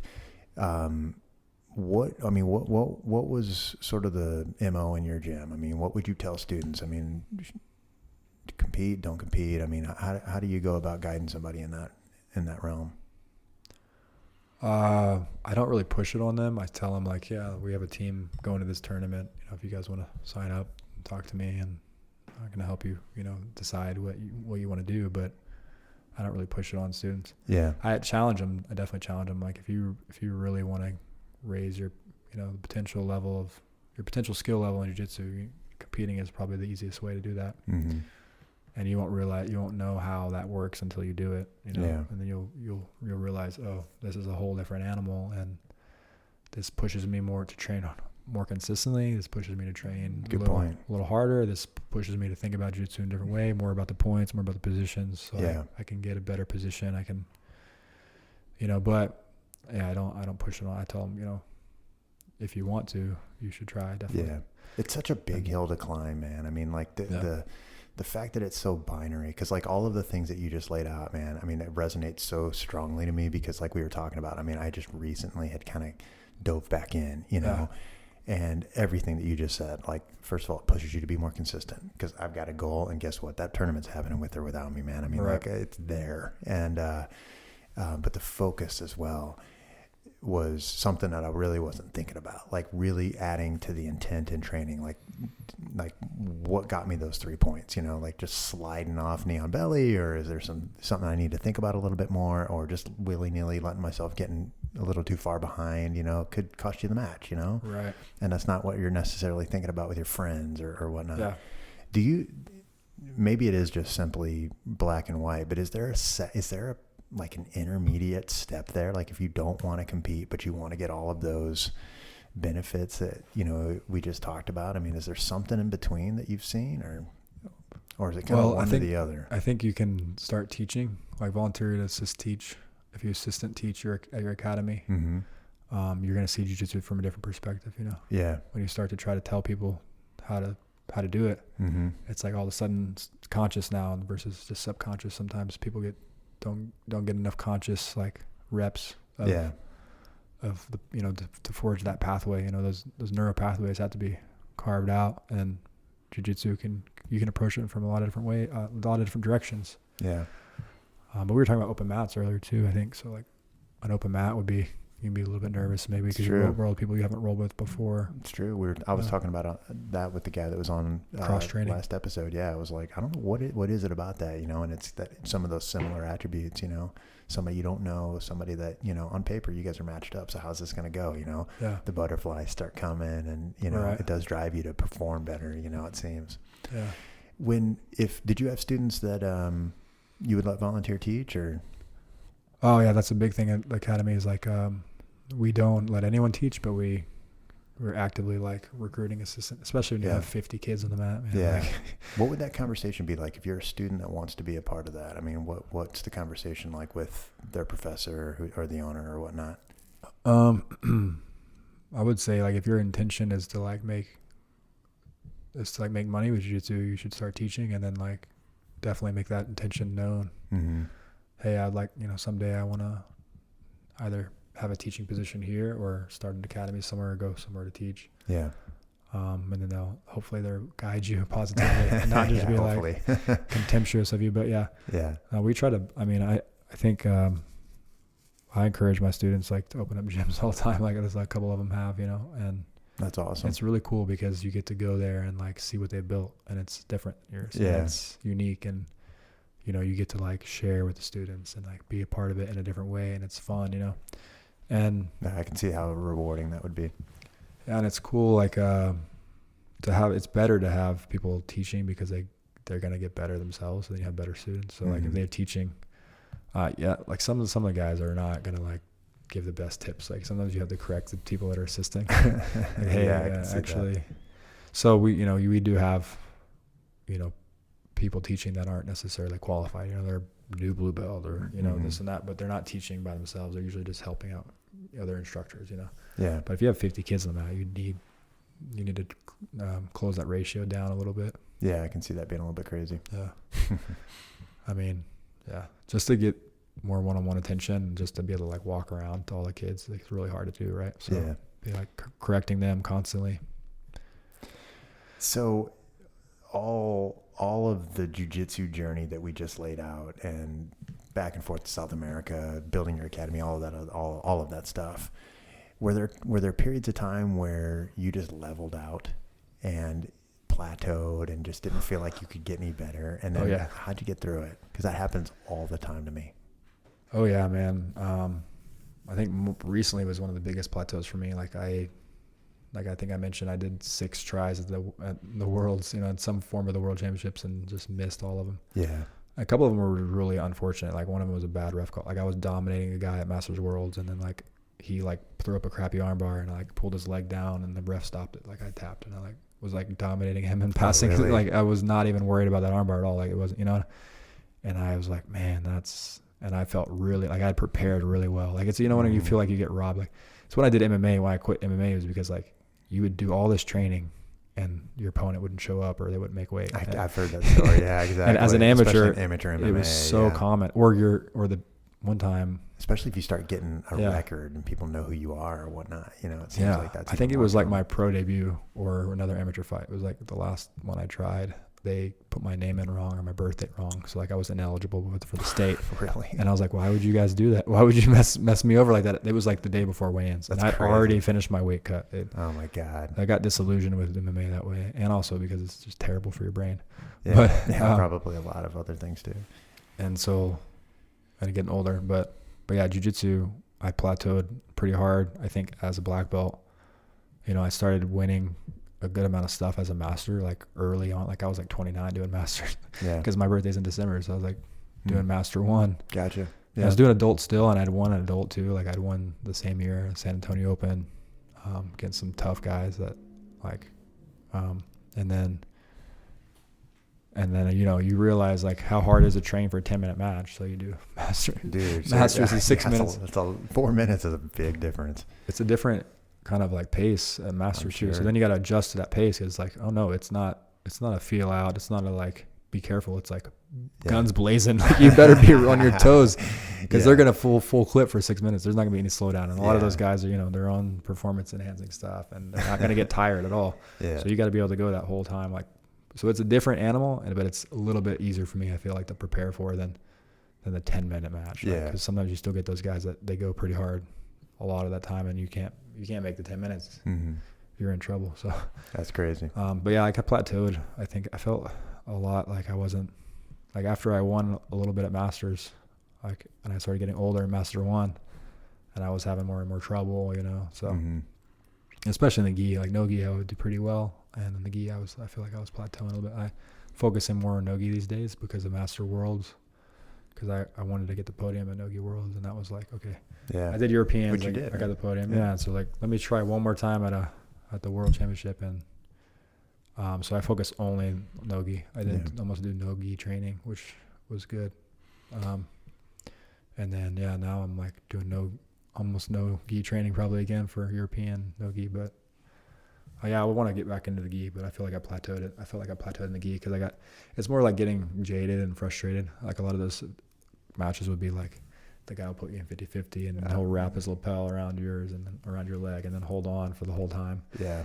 Yeah. And it just makes jiu-jitsu boring. Yeah, right. It's horrible to watch. I mean, very technical and strategic, I get, but I mean, to sit there for 6 minutes is freaking It's so even boring. like more boring for me, even though time goes by fast when you're competing, but it just like, it's really frustrating. Yeah. And it's not like I can't go figure that out at the gym. I can go figure out how to undo all this stuff and break it and pass. Yeah.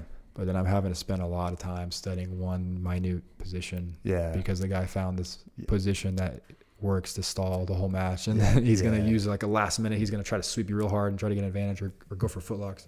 Yeah. Yeah. But then you're stuck. The margins at your level are probably so much smaller than they are at. That's what I got. Level. I got pretty disillusioned with the gi because of that. Yeah, I can see that. I've heard that complaint. I've got so much more road to hoe before I ever get to that point. I'm like, but I've heard that a couple times. And Keenan actually had like a story on his Instagram. I've been off social media for a while, but it was months back. But he was like talking about how he created the worm guard on purpose so that gi jiu-jitsu would die. That's funny. He was being sarcastic, I think. I'm not sure, but he's a really intelligent and funny guy. But like, he said something like that. How now it's all about no gi, and he was kind of joking about it. That's cool. But I mean, really, honestly, like to me, that the lapel game is fun to train. I like to train it and training, but like in the competition, the ability to stall is just it's exponential when you have have one of those grips. So kind of wrapping things up here because we've been going at it for a couple hours. I mean, you've checked the boxes, man. I mean, you've got, dude, in terms of people who want to make a living out of this. I mean, you've been around the world. You've gotten your black belt from some of the best in the biz. You've started an academy. You've transitioned in and out of that. You've taught people. You've got initiatives going on the side. You've competed around multiple continents, gotten on the podium at them. I mean, what's next for the Snowman? I mean, what do we got to look forward to in the future with you? No, I want to keep going. I want to try to get that gold at the world level for sure. At the one of the world championships, whether it's gi or no gi, masters or not. But I'm only doing masters these days. Who am I kidding? Master worlds for the gi or just the no gi worlds. And the next one on my list is Europeans. So Europeans coming up this year, and I'm gonna try to make the podium there.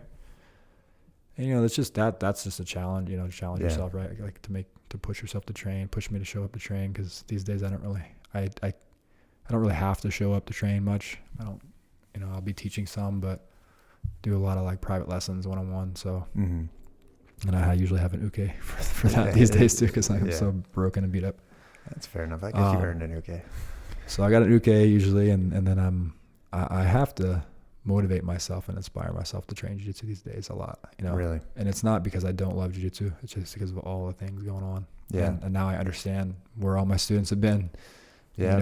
Trying to prioritize this whole time. things in life. And now that I'm not fully just head instructor, full-time salary position or full-time business owner myself.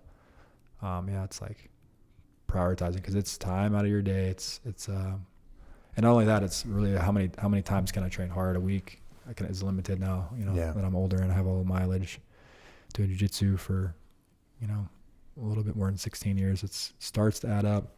I think now is when it started to add up more than not. So my main goal is to build a platform and get that community kind of going and try to see who can benefit and who can be involved and to scale the company up quite a bit to be able to fund that awesome, foundation. Man. And otherwise I can't really fund it on my own. If anybody wants to come help fund it, I'm trying to build that out and prove it out. We're proving it out with Corey's project over there in East Fort Worth and Mission. Just trying to help. Help. I think the world's getting more and more challenging for people to navigate, especially youth these days. So for sure, man. For sure. If we can figure out how to like really push jiu-jitsu to the forefront for them, like this is a good solution. It's a good activity for you to get into. Yeah. We've got such a good network in this area too, man. I mean, I've no doubt in my mind that there's, more bites at the apple to come on that. You know, it's just a matter of like, you know, keeping the momentum behind it and whatnot. So closing things out for sure, for real this time. What else is out there, man? I mean, any closing message to everybody that's listening before we wrap this up? Yeah, just one thing my wife tells me all the time, like if you're in your own head a lot too much, or you're feeling down and stuff, just go look to serve somebody. So it's a good way to be. She does that. She serves. That's awesome. And it really fixes yourself. It'll fix you. It'll fix your mood, your attitude. It'll fix a lot of stuff. If you can take your focus off yourself and just look to see who you can help out, who you can make them have a better day, you know. So I love it. I'm trying to do that more. She's teaching me. That's some noble advice right there. So if you can't get out of your own head, then go look to serve somebody. And you've heard it from the snowman himself. And with that, we are out.